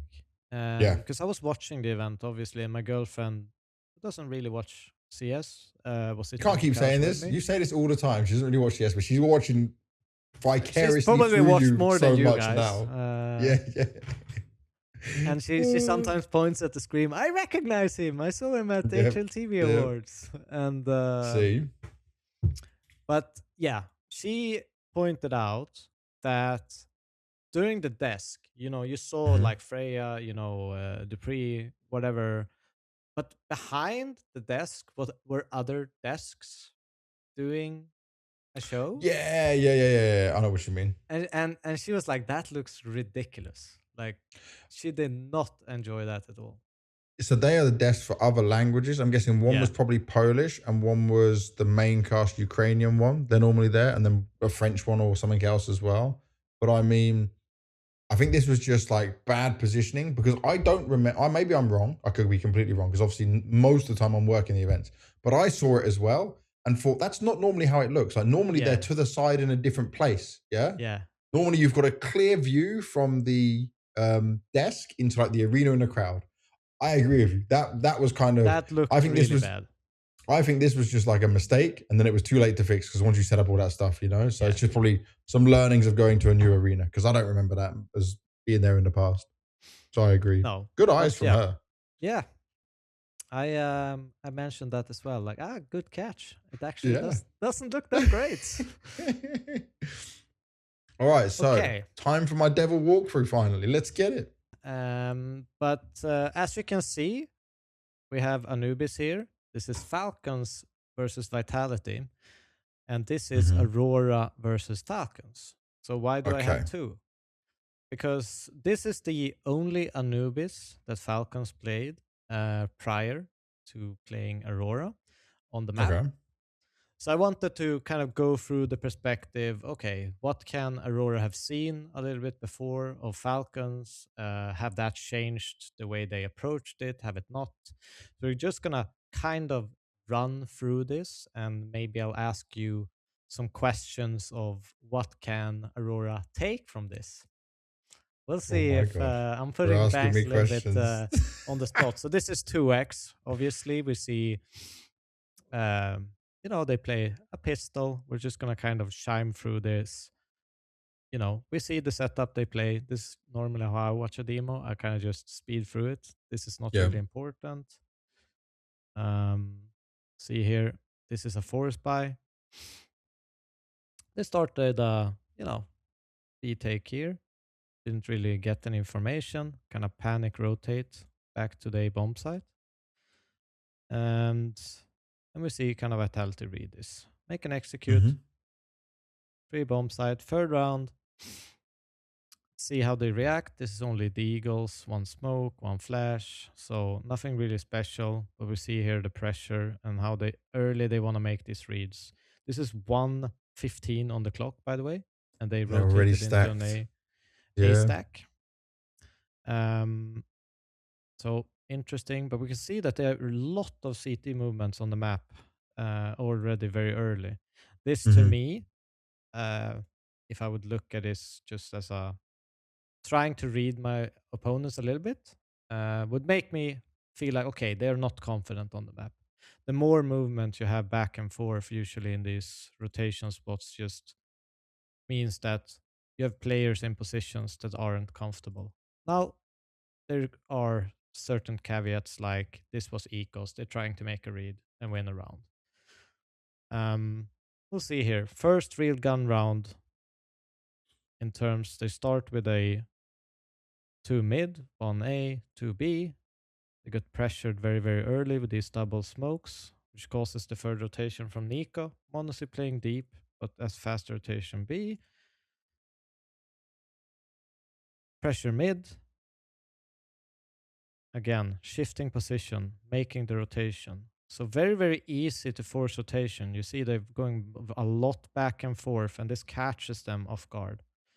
Yeah. So this is still a conclusion that I would continue with. Okay, they are a bit jittery. You can fake them out. You can force movements on them. Do you think they were doing that though because they had nucleons here, right, as a stand-in, and they like wanted to make sure they had extra backup? That can definitely be one part of it. But at the same time, if you look at this rotation, we have nucleons here on B. That Nico makes the rotation here on mid is based on Monosys communication. It hasn't really anything to do with nucleons. So still keep that assumption going into like a prep work that they are easy to rotate until Monosys gets the info and the nades come in. It obviously fucks up their entire B hold in some sense. Fifth round, start with a kind of a triple A. This is obviously a 4-spy with some deagles. They make a great play, take over that A main, but still somehow ends up fumbling the round a little bit. As we see it end. I'll just continue. Another gun round. We see they still play this very old style of heavy challenging mid. Playing this. But this is still the old version, right? Of the old version of the map. This should what event is this from? Blast Bounty? This should be... No, Nucleons is Blast Bounty, so this is the old version of Anubis. Is it old? Old version, yeah. Ah, okay. Yep. That might Window explain. an old spot. It just, for me, looks on this... No, I think the map would still be like this, but they didn't play on this new version because they played backdated. Ah, okay. They played backdated. So that I can see what you mean because the radar you're looking at here is with the cap. Yeah. Yes. But if this was Bounty, this was played on the old version. Okay. Just to add insight.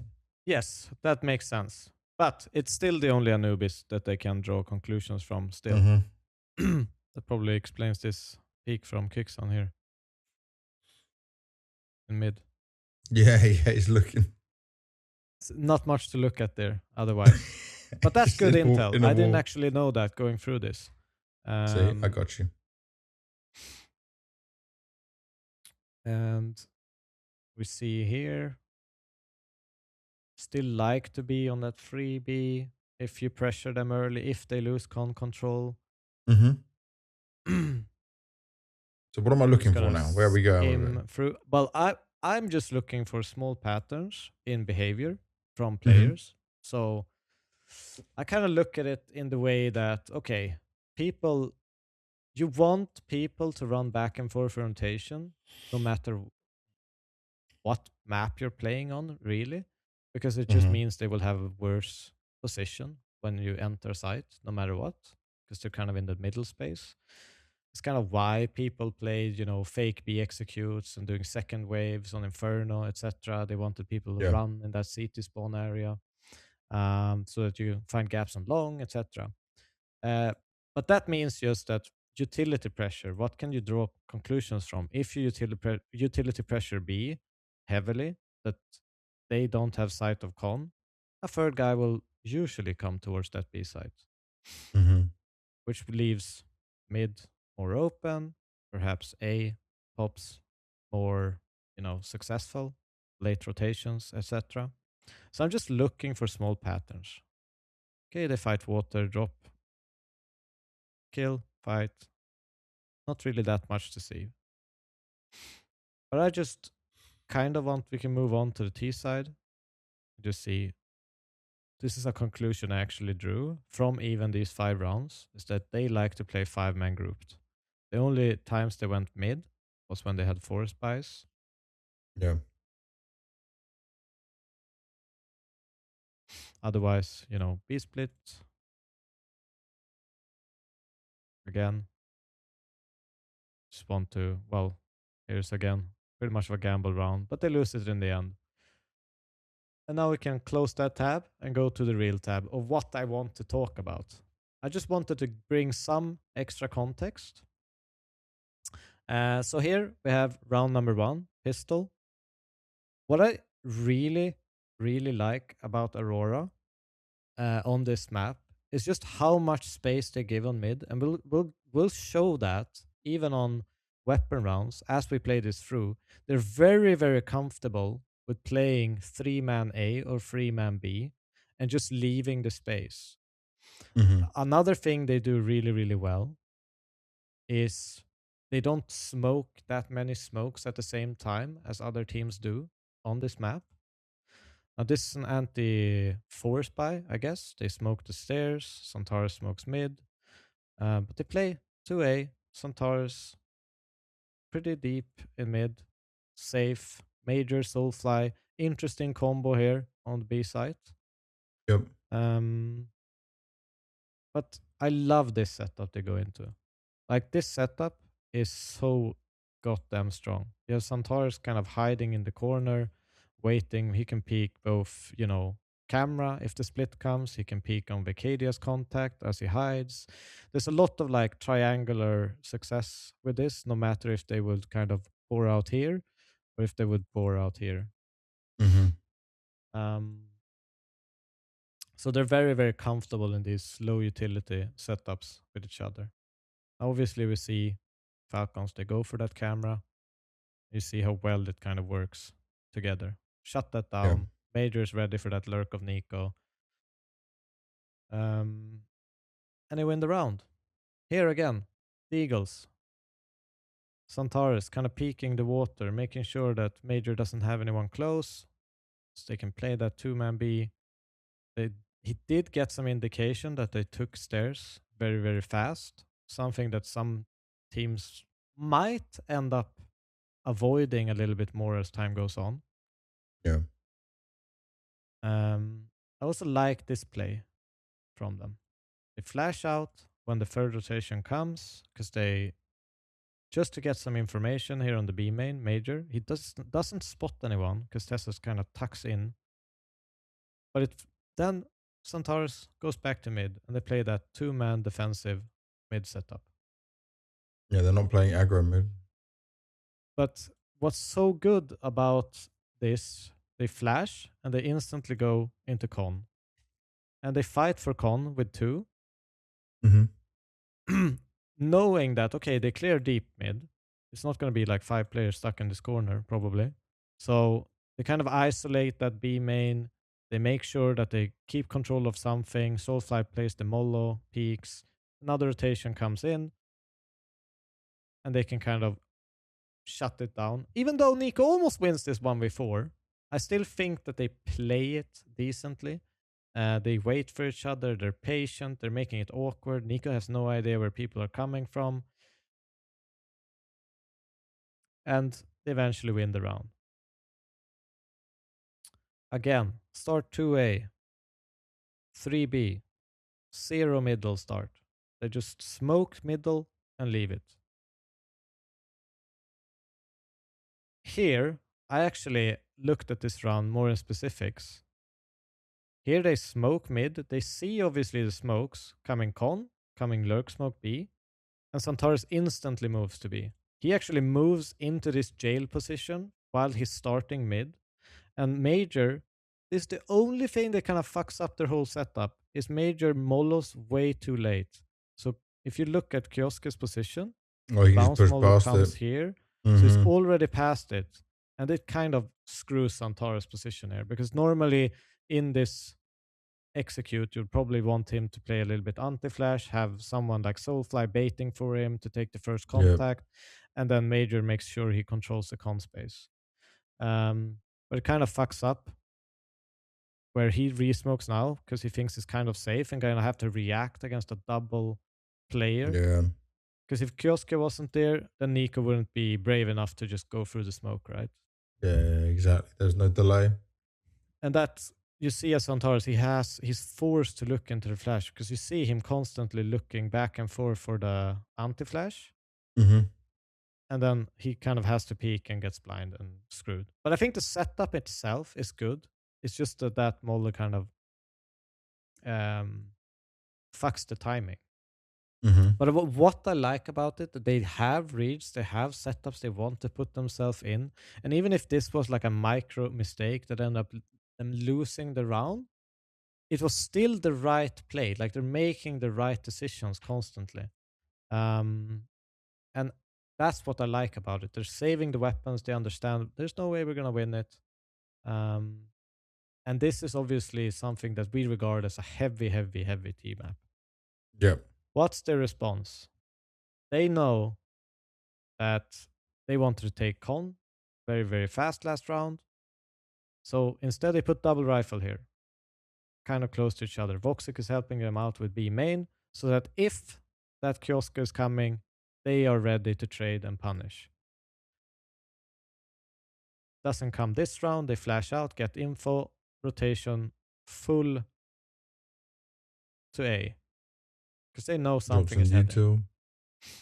I think that it's just from the last demo that we checked, we obviously know if we make sure that, you know, we take the information that we gather. They have a tendency to group up. They have a tendency to play 5-man CS towards a site on Anubis. So that's why they're making so many flash plays, making sure that if one area is free, we can pull the extra rotations. If we do it in the right timing and figure out when they want to group, we have a big advantage here. And that's kind of what is ending up happening here, where they're a 4-man stack with a 5th man holding lurk mid. Just shuts down the execute. They have no chance coming into this. And they win back the round instantly. Now, there are rounds where still, I think Falcons play well. This is one round where very uncharacteristic from this Aurora side. It's 1:32 on the clock and there's 4 CT smokes on the ground. With almost, I mean, they did the double smoke here, but Voxic actually missed a smoke, ran CT, got another, and hit it in mid. But it means that they have no extra smokes here on A to block. Yeah. What they did previously was play Vicaria kind of close here wall with the smoke as this was fading, re-smoke it as the execute came in. Now he doesn't have that extra smoke because Voxic kind of screwed up in mid. Yeah. Which ends up them breaking smoke. Vicaria feels forced to play a little bit different, and they end up losing this round. Yeah, the rotation is not there. Yeah. But you can see that if they would have had that smoke, maybe they would have played it a little bit more conservative. Maybe they wouldn't have been so scared on the map. Maybe they've gotten a rotation in.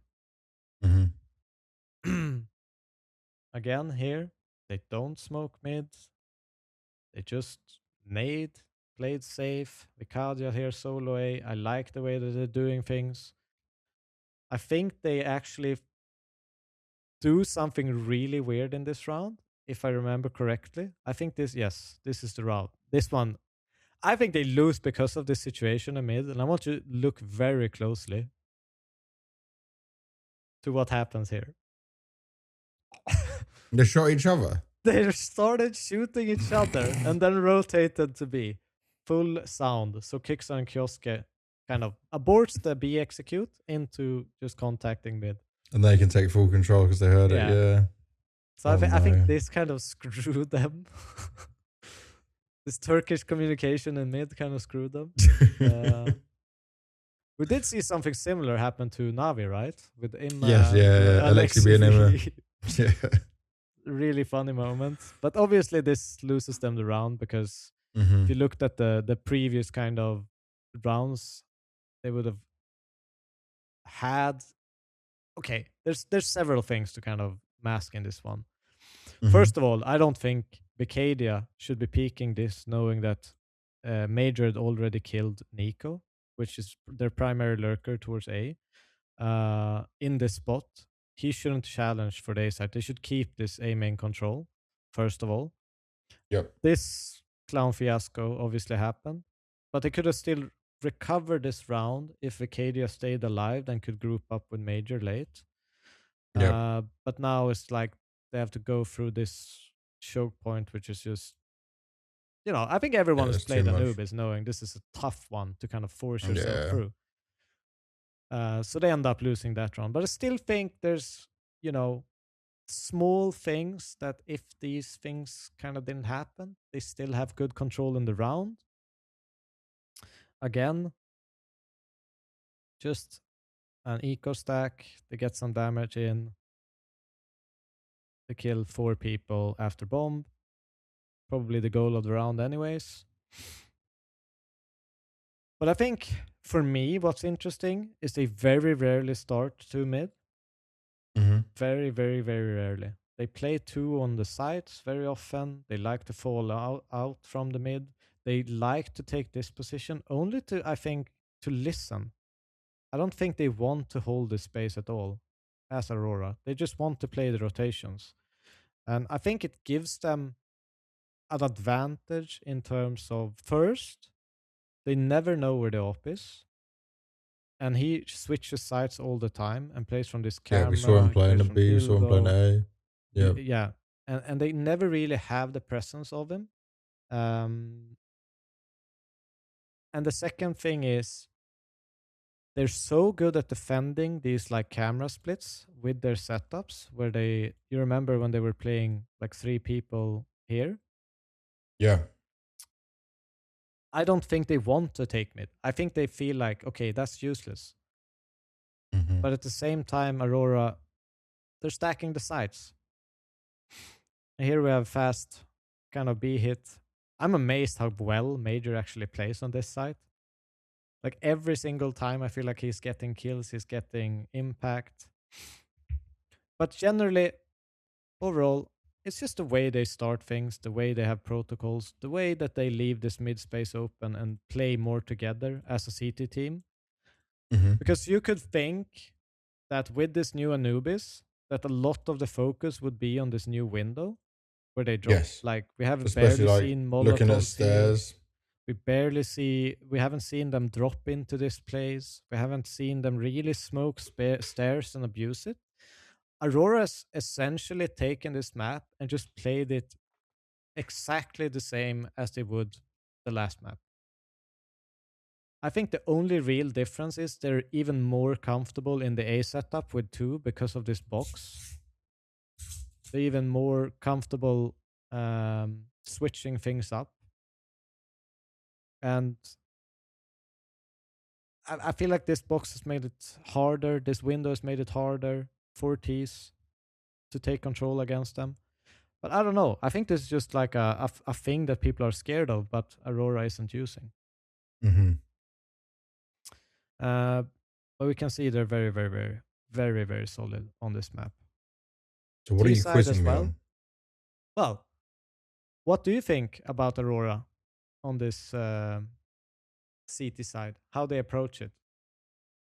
Because I think that they played it differently compared to other teams. I know there are teams that play it deep, far back. Spirit is an example who likes to play it a little bit further back, like to hide the roper, play a lot with the different positioning of it. But I think what I like from them is they're super solid. They have really good reads. They always seem to know what's going on. And I find this map really hard to figure out what's going on, especially when T own this water area. It's kind of hard to know where people are hitting. Well, that's where that position Zontaros was playing at middle, where you can always get some extra sound cues as well. Yeah. But their T side is also interesting. I don't think the pistol is that interesting. I think this is where it gets interesting. The first round. Remember when we watched the demo and we kind of saw the jittery rotations from yeah, Major. What he does here is pretty cool. They do a double smoke B, so left and right of sight. He drops utility outside B just to fake that they are moving utility between each other. And then what? That's next level. They go A with the Major lurking.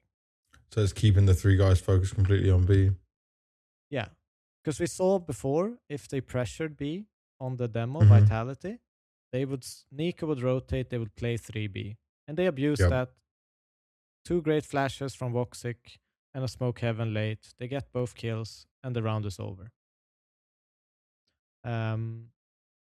Now, next round,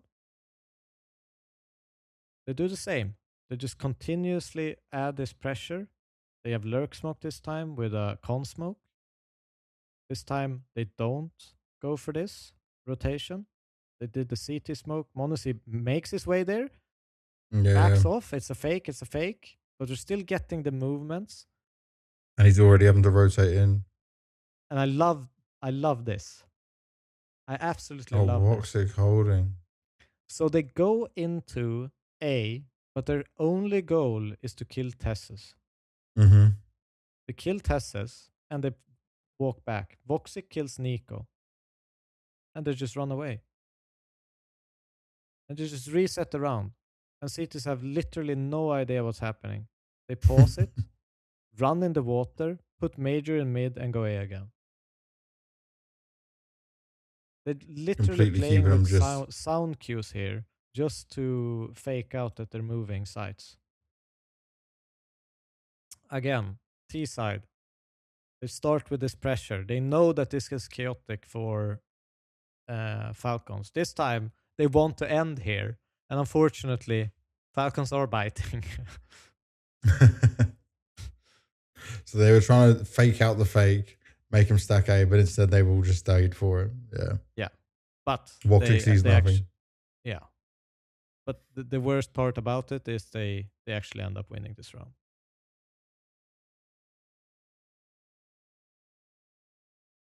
So even with that, they still get the win. Even with the worst case scenario, they won the round.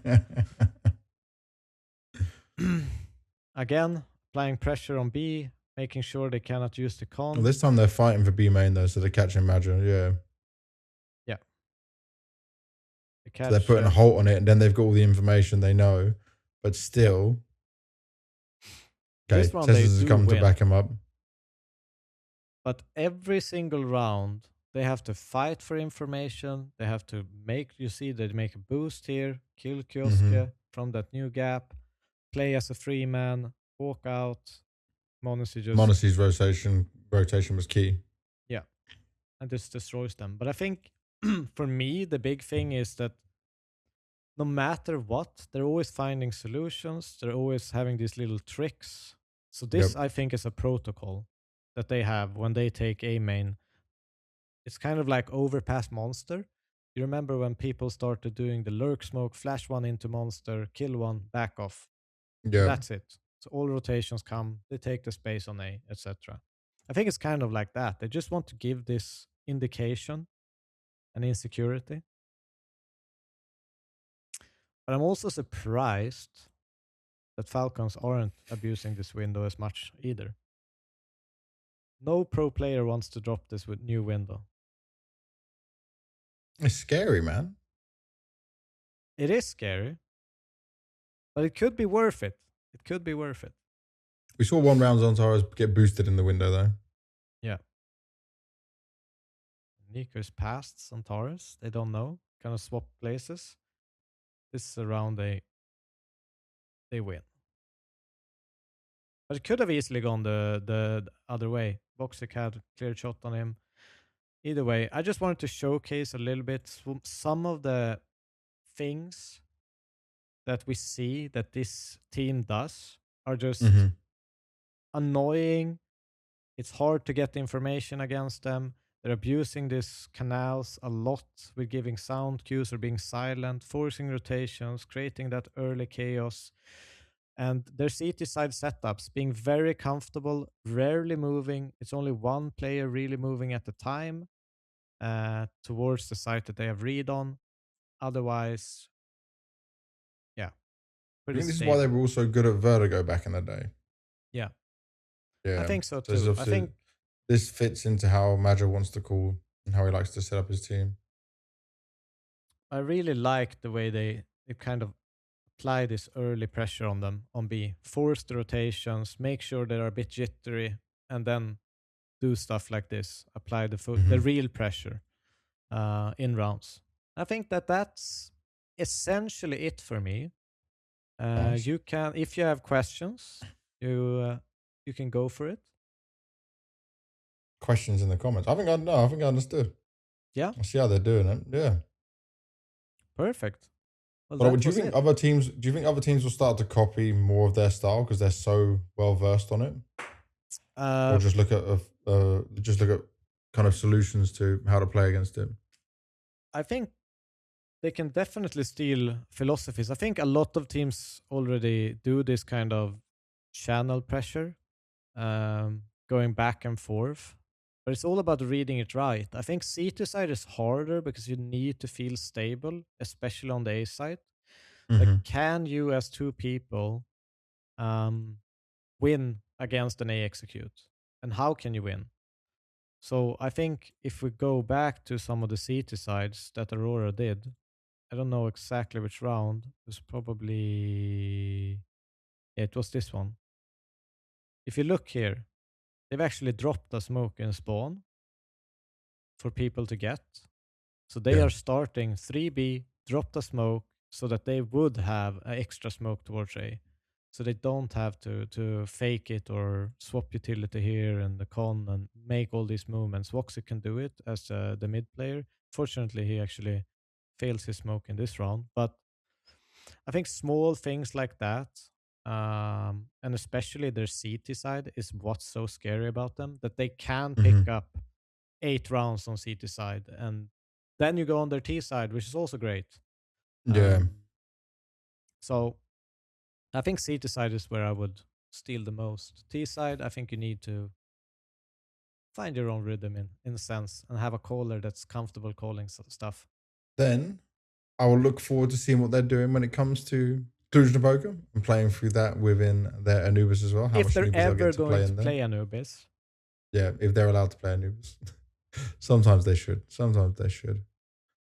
But that's the end of the Devilwalk-through. That's the end of our Krakow review. Yeah. So let's go into some of the news that's been going on right now.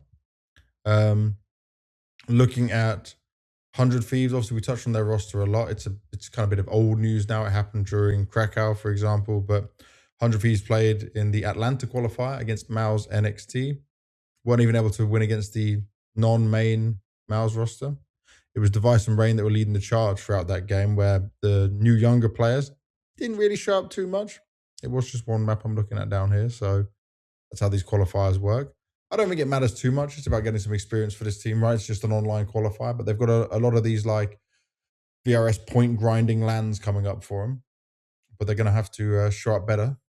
Also, a boomer map, Dust 2, was played in the game. Rain Classico. Yeah. So, yeah. No, but obviously, open qualifiers, no matter what, is incredibly tough to play. Yeah. But it is good warm-up because you're playing so many different teams. But I think this was only their second game they played, because I think they got walkover and won 13-4 and then lost against Mouz NXT. Yeah. I think so. Oh, yes. So unfortunately, not that much Counter-Strike for them on that day. Yeah. Next big bit of news that came out just today was IEM Atlanta and Astana. They are events, obviously, that clash on the calendar. Let me just bring up the calendar as well. So we have Astana taking place 7th of May to the 17th of May. And then we have Atlanta 11th of May to the 17th of May. The Astana teams haven't been announced yet, but Atlanta has. And dude, it's crazy. So many teams declined spots at Atlanta. FURIA, Legacy. So FURIA declined, Legacy accepted. Paravision declined. G2 were invited instead. G2 declined. 3D Max them invited but declined, which then Astralis got invited and accepted. Falcons declined, so Game Legion were invited. Spirit declined, and Foot were invited. Mouz declined, so Pain got the spot. Aurora declined, M80 got the spot, and Mongols declined, so BC Game got the spot. Dude, you're lucky to be BC Game. Yeah, you're the last one. You are the last one of it all. But dude, this is crazy because if you look at this, and I think this was smart from PGL, PGL put this to a $1.6 million prize pool. Yeah. So it is a huge prize pool, right? But also, look at it where it is. It's just before the major. Yeah. CAC, it's also happening in China. Not a lot of teams are going to go to that. Because you don't want to go to America or China before you're going to Cologne. Now, for example, the very top teams, they wouldn't be going with a problem if they're in stage 3 or stage 2. You still got plenty of time. But you want to practice in Europe. You want to be amongst the best teams. And it seems like everyone from the big names, other than Vitality, FaZe, Na'Vi, are going to be going to Astana. Yep. I mean, it's almost like a role reversal from last year where PGL kind of had to scrape their way through having teams. And now to have an ESL event be in that position is kind of strange. But look at this, right? It's going to be... So Vitality probably going there just because... Well, Vitality are going to be lucky anyway, right? Vitality are skipping Pro League. They have other things to play for. Yeah, they're playing for the Grand Slam, but they're skipping Pro League. So they won't win the gold bars in Pro League. They're skipping that. And the next ESL one would be Rio. There is a chance they could win in Rio. Yeah, that's definitely possible. And then if not, they can 100% win in Atlanta. Yeah. Like, that's so comfortable for them. But like, if we look down the rankings, I've just got the rankings up here for VRS as of now. So Vitality are not going, but you're going to get Furious, Spirit, Falcons, Paravision, Mouz, Aurora, G2, Mongols, probably Liquid. You know, like, all these teams are accepting Astana. Yep. That's absolutely huge. If you look at the event attender list, would you say you would be disappointed in Vitality if they didn't win this event? Definitely, but it might be, maybe they'd be struggle to be motivated unless if they've got the gold bars already. One thing, if they win the Grand Slam already at Rio, yeah. But then if they don't win it here, that would be very disappointing because you've got main event, Bait, FaZe, Game Legion, Na'Vi, NRG. Oh, sorry, Liquid's there even, so they won't be in Astana. M80, Astralis, Legacy, Foot, BC Game, Pain, like, and then the qualifier list is just, it's not strong. It's not strong at all. Wow, that's unexpected. Yeah, it is. But normally ESL's the one in full control of it all. But I'm thinking it has to be doing with the going to America before Cologne. There has to be some factor in him. Obviously, the prize money, I don't know. It depends. Maybe I undervalue the prize money. Maybe that extra 600k prize money is a big difference maker as well. I mean, it does boost your VRS points. And just because it's before the major, I mean, every team would want to be there. Well, cutoff date would have been before that, right? Yeah. Cutoff for the major would have been before that. Oh, okay. Yeah. So then it's not a good excuse. But yeah, I mean, 1.6 million. Astana, people hyped it up. Was a great event last year. I mean, you hyped it up. You loved it there. Oh, it was huge. Yeah, it was huge. I did the whole. And obviously, Japan there's some other outfit. Connections for some teams like Paravision with Dastan, Molodoi. Yeah. You know, those connections. Even if you're an org, it wouldn't even make sense for the org because you have, you know, a home crowd kind of thing. Mm-hmm. It's kind of epic. So it'll be the April invite list, by the way, based on April's 2026 regional standards. I don't know the exact date. But when would that be? Well, we'll figure it out. Yeah, we'll work it out. I wouldn't have that ready. But it'll be after all this anyway. So yeah, it's a crazy one. It's definitely a crazy one. Unexpected great teams now, both Cluj and Astana for PGL. And Cluj doesn't have that prize, mate. How are we going to watch this when it unfolds? How are we going to review? I'll be working Astana, so you will need to stay awake and watch Atlanta. Fuck that, man. That's not a fair deal. Sorry. I feel like what do you mean it's not a fair deal? I have no choice. You have to watch Atlanta. Stop smiling behind that no choice. You have to watch Atlanta. I'm going to watch the greatest games, no matter what. If you care about informing our viewers correctly for this podcast that we have put our time it's and official. Effort into, I don't care about informing our viewers correctly. Okay, I need everyone in the comments right now to light up this little idiot's ass so that he watches Atlanta. I'll watch the final. Bro, you can't. I can watch the final because the dates are slightly different, right? Or they both end on the same day. No, they both end on the same day, so it's impossible. I can just about watch the final. Yeah. That's going to be it. This overlap is going to be tough. This overlap is going to be hella tough. It is. That's going to be crazy. And all just before the major. Boy. It's going to be in the middle of the night, right? What's the time in Atlanta now? What is the time in Atlanta now? It is 4 p.m. and it is 9 for us. Or 9 for me. Yeah, so the games would start realistically. Hopefully early. Well, no, probably start earlier, right? 12, maybe? I think they start a bit earlier. But in playoff, they want them late, right? Yeah, later. Definitely later. Oh. Well, either way. It is what it is. We'll find a way to do it. Yeah. Which basically means that Devilwalk needs to watch Atlanta while I'm working hard. We will figure out another solution. We'll set up an AI bot to watch it. Okay, wait for Devilwalk's AI notes on IEM Atlanta. But it's still an IEM event, but that's a crazy low attendance for that, considering basically all the top teams are skipping. But it does take us on to Cluj-Napoca news. That's where I'm going to next. Actually, I can say this now.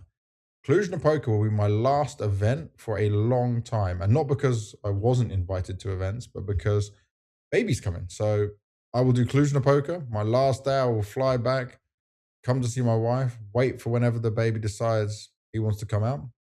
Maybe after or before the expected due date.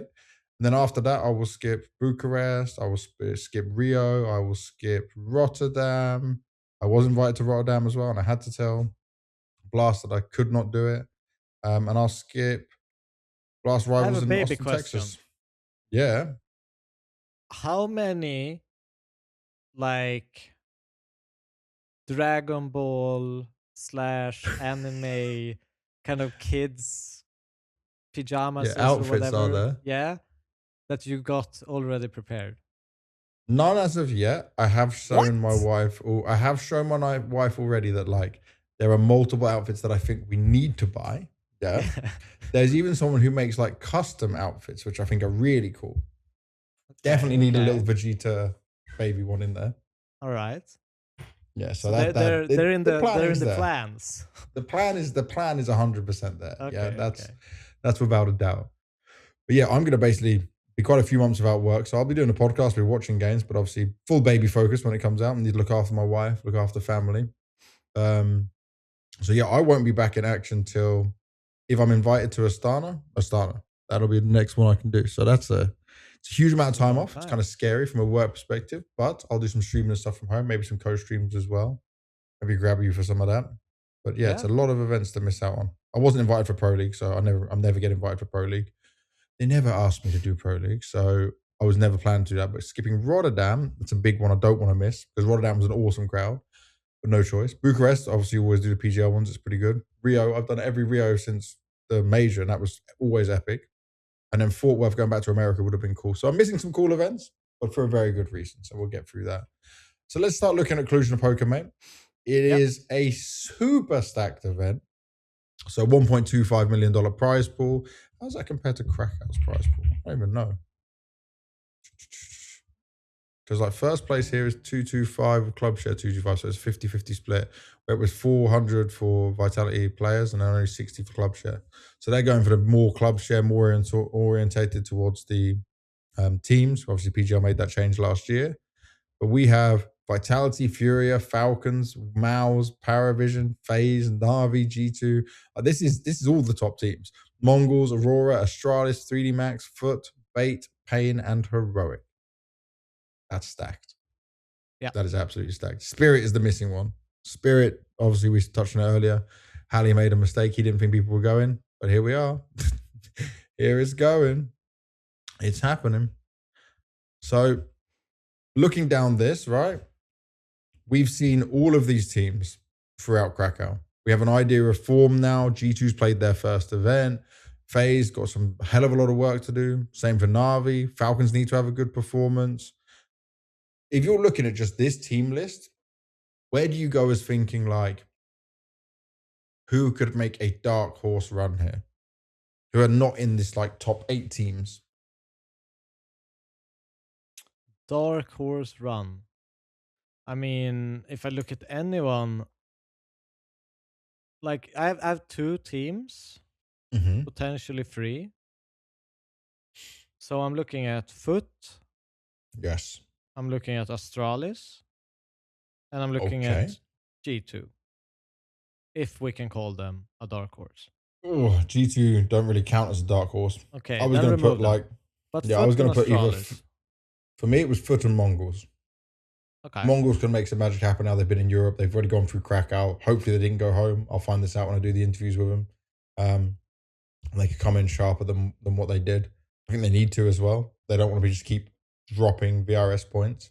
I would love for them to do it, but I haven't seen what I need to see from them yet. So I'm on the fence with them. I need to see a little bit more.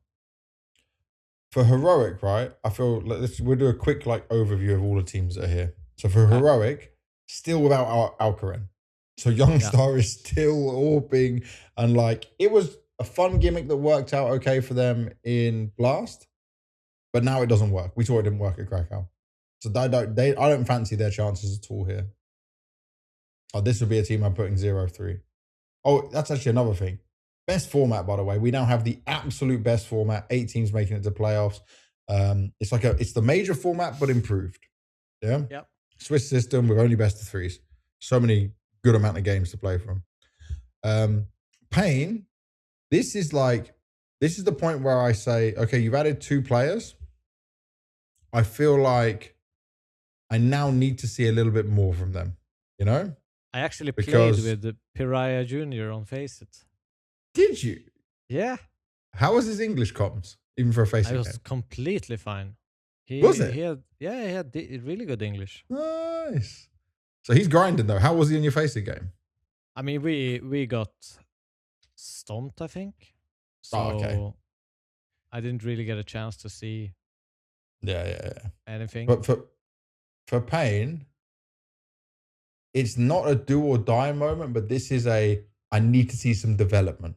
I'm not expecting them to do well here, but if they go out in a 0-3 fashion, I'm going to start to be, I'm worried. Because the fall off that they might go 0-3. Yeah. I think my 0-3s are Pain and Bait. Okay. I'm still putting Heroic over Bait in that one. See, definitely. Yeah. Definitely. We Bait with Sizzy now. This is the person we expected them to have. Yeah. So we can move nicely on. They were terrible at Krakow, but they put that young player into an uncomfortable position. Now we're taking the player that was expected to join. So I have higher hopes. Yeah, I'm not confident in their transfer situation. Yeah. They didn't show up the first time, but the thing that worries me is they kind of reset their practice time, and now they have to reintroduce everything for this new kid, and they're like a few steps behind because they obviously prepped everything else with the other guy. So that to me just like it doesn't give me excitement. Sorry. Okay. Foot, I'm with you. I think they can make playoffs. FUT is a team I think can make playoffs. Like they put up good games. They play close to G2. They play close to Astralis. Like this is a team where they're getting more experience at these big events now. They had the online wins against OG and almost beating FURIA at Bounty. Like there's a lot of positives with this team if they stick it together. I can just this is the one I want to see them do well at. Yeah, this is your favorite and in this format. New team. If this is my focus team now. My ex Navi Junior team with Louts. Definitely. 3D Max. 3D Max, bro. It's always a team. Yeah. I was gonna that's where I wanted to go with this, because every time I start to believe, they're the new VP, man. VP they were so disappointing, they disappeared. And 3D Max has taken the throne of VP, of being the masters of disappointment and surprises. We spoke positively about FUT. They beat FUT, they beat BC Game, they beat FaZe, and they only lost to Vitality and Falcons. Can we be that harsh on them here? On 3D Max? Opening game. Their opening game. They lost to a Kosovo mix recently. Yeah, but that's online. That's online. Still. Okay. Not even Kosovo players I know, by the way. I know. It's not any of our boys. You know some of them. Okay. But there's still an unranked mixed team. Yeah. So not making playoffs then for you. No. Okay. Astralis. Astralis looking really good. I think that their opening mashup against Navi is a 50-50 game. But Navi will win. I also think Navi will win. Okay, good. This is nice. But that's mostly... Okay, let me put it this way. I think that if Navi was Astralis' second round, I think that Astralis could beat Navi. But I think because it's a lot of time where this matchup has been announced, Blade can work his magic. Benefits. Yeah.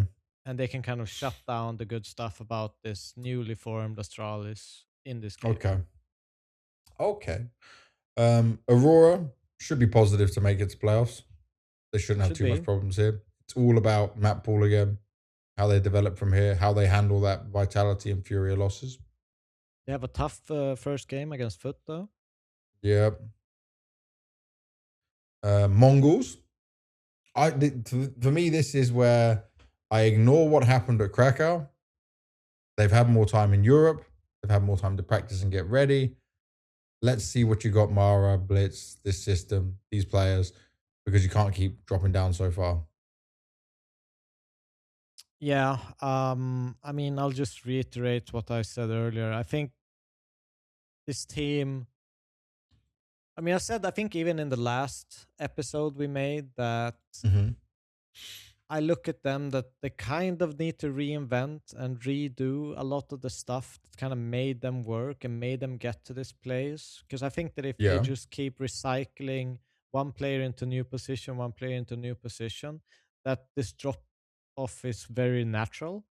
And I also think that it's going to take them a little while to come back. I don't expect them to be snap back to top 5. I think they're going to hover in that top 10 vicinity. G2, I think, should be fine throughout the Swiss stage. I want to see them go playoffs, though. I think it's like a really important one for them to keep that consistency going. Yeah, I look positively on G2, even though they're probably going to start 0-1 down. That isn't necessarily a bad thing in a Swiss system. I think sometimes even I've talked to my teammates when we've played Swiss systems that you usually get pretty mediocre opponents throughout the entire bracket if you go 0-1 first, unless there's some incredible upsets early on and you can get really unlucky. But generally speaking, you should have an easier time to get the 3-1 than anyone else. Yeah. Navi, this needs to be a defining tournament for their season. This needs to be a Na'Vi that does well. They get Astralis in the first game. You said it's a 50-50, but I feel like this has to be where I see them not just make playoffs, but go on a potential deep run. I don't expect them to be making finals, but, you know, fighting in each game, going to a semis, you know, being competitive. Yeah, it's Imma's home crowd, bro. Little bit worried. This for is the Na'Vi. dream. This is the dream for him. I think for Na'Vi, I think the biggest thing is if they are going to be a top team in the world, we're going to need that amazing Wonderful to come back. When he is incredible, Na'Vi look almost unbeatable. And it's a little bit sad for him because Train was such a good map for him. I think that he really found his groove in it, knew exactly how to peak, how to do things. And now, you know, I don't think Anubis is a great map for him opening wise. And he struggled in the past and especially early on this year. I just hope to see him back. He looks incredible when he's in form. And now we need him. And that's not saying that it's his fault at all for the dropping in performance. I think that's a little bit on everyone. But if they want a challenge for this event, Wonderful is the key element for me. Yeah, I'd agree. I'd definitely agree. FaZe next. They start off with a game against Heroic. They've got a bit of history there, you know. They lost to 3D Max and Mouz at Krakow. No shame in losing to Mouz. Just about beat BC Game as well, I would say. Like, obviously, it was clean on the maps they won, but it was still a 2-1 how it went. I don't know. Like, I don't have them in my brain of going like FaZe are going to make playoffs. I don't have that mentality about this team anymore. Absolutely not. I think they, for me, the worst part is I could see Heroic beating FaZe. Ooh. We'll come on to our predictions later. We'll come on to that. Paravision. I'm not looking hot on FaZe. Like, I'm really negative on them right now. Paravision. Mouz in the first game. They've played recently as well, right? I remember Mouz. Yeah. Best of one, Budapest Major. They got into the big leagues of Krakow. They lost to Na'Vi and the Astralis 2-1. Still a very positive team. They're boot camping right now in Romania, by the way, at the Nexus facility. I saw the post earlier. They're on a grind. They're still grinding. I think it's a team that should make playoffs. I think so. It's in their own hands, but I think they should be making playoffs. Mouz, defenders of the Cluj-Napoca trophy. It's the trophy they won last year. Obviously, there was a lot lesser teams in here. They beat the Falcons in the final, though, which is positive. Same lineup as before. First time Brolan was IGLing. Do I think they're going to win the tournament? Yeah, semis most likely.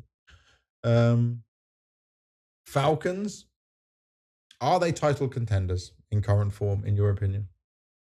They're such a weird one because no, but they truly are, because you can watch a game of Falcons and they can look better than Vitality on the eye test. Like, they can look incredible.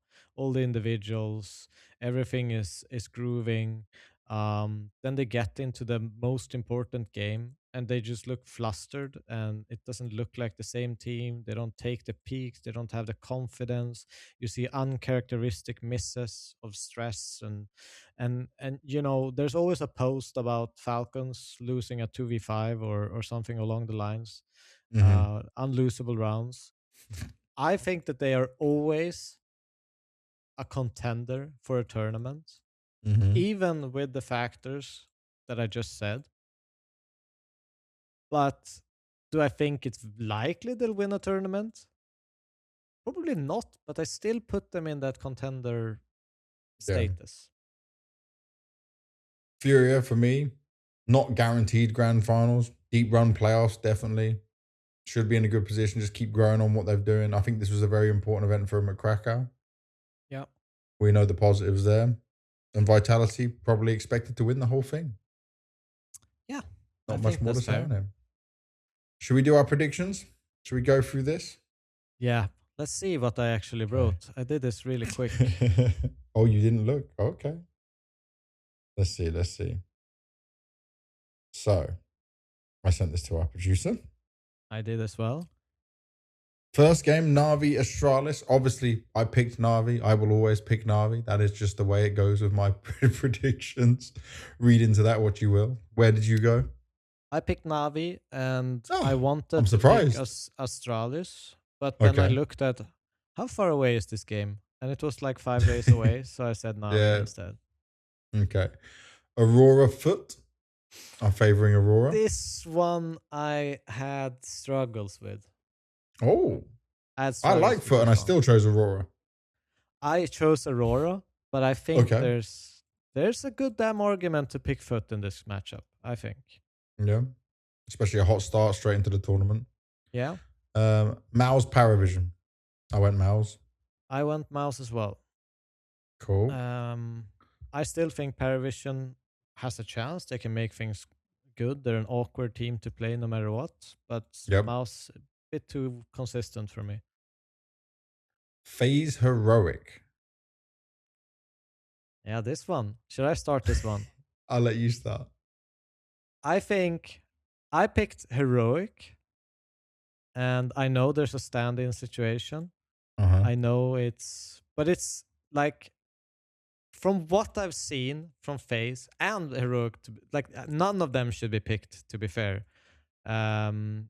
Looking at recent results, but it's almost like that guy that did the food reviews on YouTube, and it's like my disappointment is immeasurable. For FaZe. So you just tied that in. Because I think I even saw someone posting, or someone did some comment, or maybe it was even on our last episode on the YouTube comment, someone said that they're in the top 30 teams, round win percentage on T sides, FaZe is on the bottom of the list. Yeah. Sad times. Do you know what's crazy? And yeah. I also picked Heroic. You did? I thought you were gonna pick FaZe, so I picked Heroic. Wow. Yeah. Oh, so we're double Heroic out of nowhere. Vitality the only thing G2? I'll say, Frozen always shows up for FaZe. That's the only really scary part about FaZe. Everyone and Twist else won't be trolled by admins anymore, so he'll be fine. And he'll probably, but is it enough? That's my question. Yeah. Vitality G2. I think we both probably went Vitality. Yeah, I'm assuming. Yeah, it's obvious. Falcons 3D Max. Falcons. Lost my belief in the 3D Maxes. Yeah. Furia bait. Furia. I'm not impressed with the decision making over at bait in the start of the season. Terrible. It's also the most lopsided game you can look at betting odds on if you are a betting person. Like it is so favored towards Furia. Yeah. So favored. And then Mongols Pain. I went Mongols. I went Mongols as well. But you were just talking like the Mongols couldn't do anything. You still prefer that over? I said Pain. You played one game with Pyria? My 0 free picks. And you expect me to pick Pain? I don't know. I'm just, anything can happen. All right. Who did you pick for the event winner? Event winner, I went for a shocking one. So my reasoning, I picked Vitality. Oh, okay. I picked Vitality as well. That was not going to do anything special there. We might, depending on when are playoffs compared to when the last game is. The thing that we can do is we can go for just 8 teams that are going to make it through the Swiss stage. Yeah. In the second round, I have Furia versus Heroic. I'll pick Furia. I have Vitality versus Aurora. Pick Vitality. Falcons versus Mongols. I'll pick Falcons.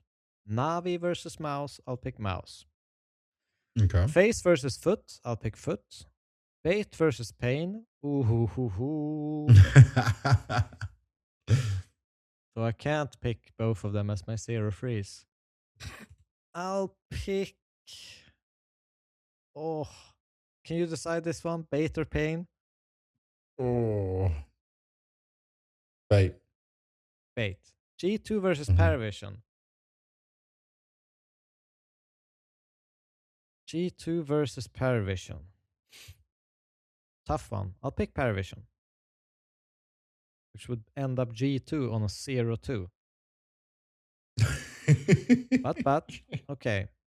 Furia beats Falcons. Vitality beats Mouz. Navi beat Foot? Maybe. I think even Astralis will beat Aurora. I think that's possible. Mongols beat Heroic. Paravision beat Bait.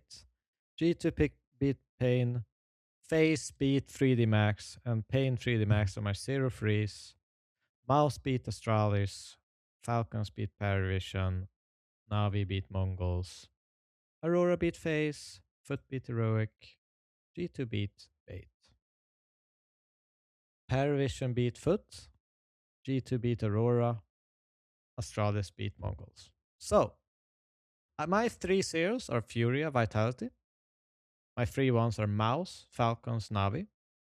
My 3 twos are Paravision, G2, and Astralis. Okay, do you want my 8 that are going through? Yeah.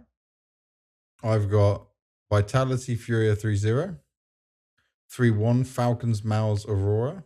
3-2, Navi, Foot, Astralis. Okay. Not bad. Yeah. Not bad. Not bad.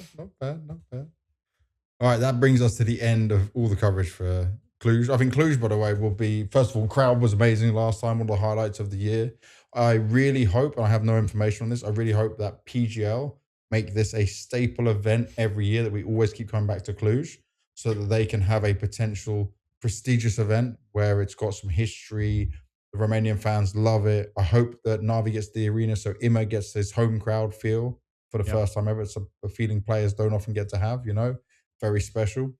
I feel like they have the best format, great prize pool, now the best teams. This is everything to set up a huge win for Cluj. It's going to be completely packed and sold out. It's going to be epic. It's going to be just amazing.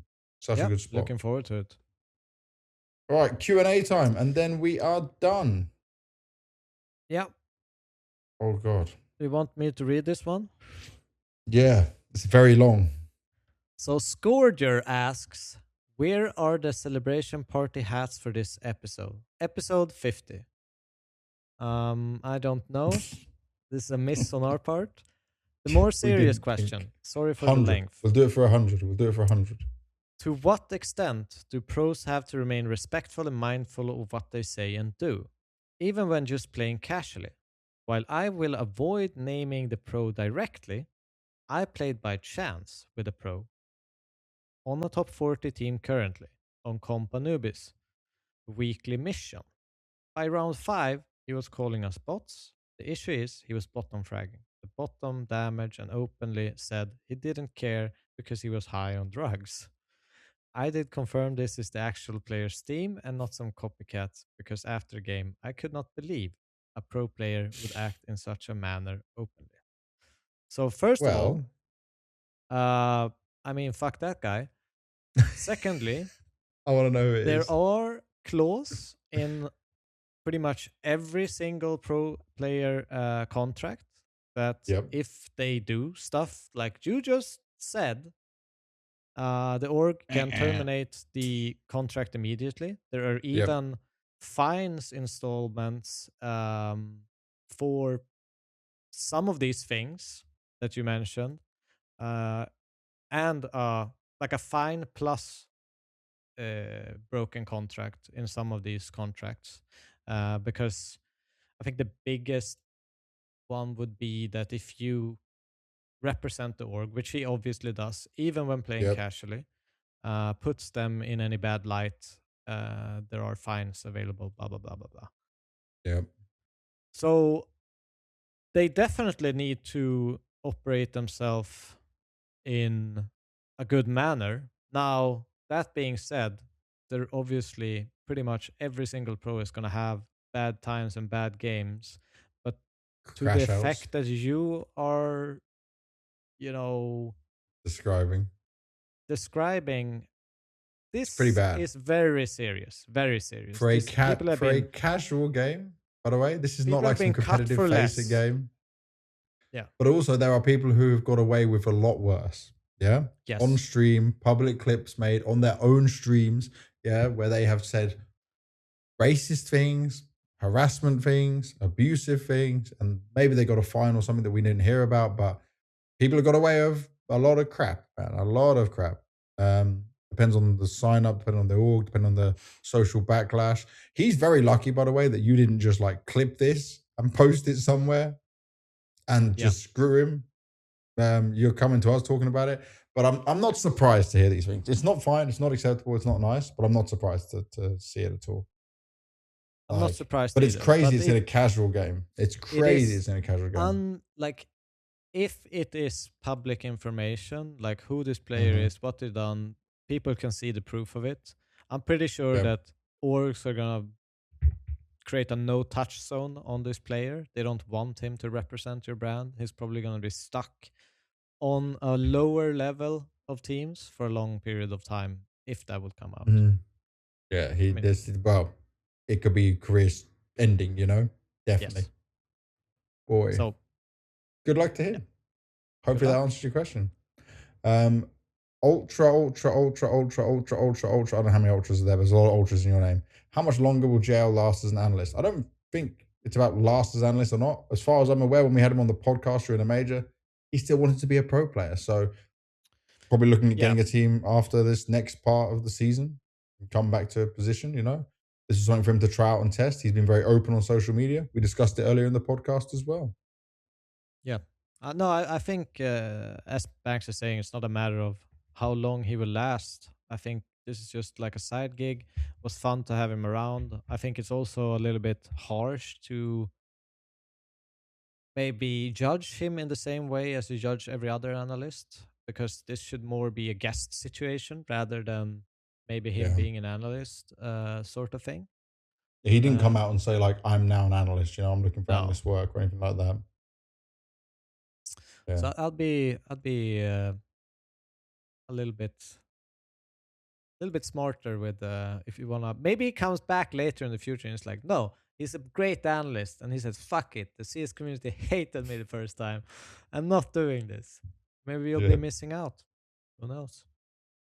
Who knows? But that does bring us to the end of quite a long episode for episode 50. Thank you, as always, very much for watching, looking, and supporting. Congratulations once again to our winner of the knife, Mr. Warm. Is it Warm 00? It's all the way at the back of the beginning of the document. Yeah, Warm 00. Congratulations to you. Thank you for always supporting. Make sure you like, comment, subscribe. If you comment anything within the video, we try to comment and reply to as many people back on the episode as possible. Don't forget to head to allaboutcs.gg/Discord. Join the Discord, join the discussion. We're always in there chatting. You guys can ask your questions that can be answered at the end of each episode. And we're quickly approaching 10,000 subscribers finally. We've gone over 2 million viewers as well. The growth, the love, the support is amazing. And hopefully, during Cluj, we'll have our next guest. I'm not going to make any promises as to who it is just yet, but it is in the works. We are cooking. Yeah, I mean, thank you for everyone. Congratulations to what was his name? Warm 00. Warm 00. Great name. Warm 00, winner of the knife. So yeah, send us some picture when you're swagging around with that one once you receive it. It would be lovely. And yeah, thank you guys for all the support. Hope you enjoyed. I'll see you guys next time.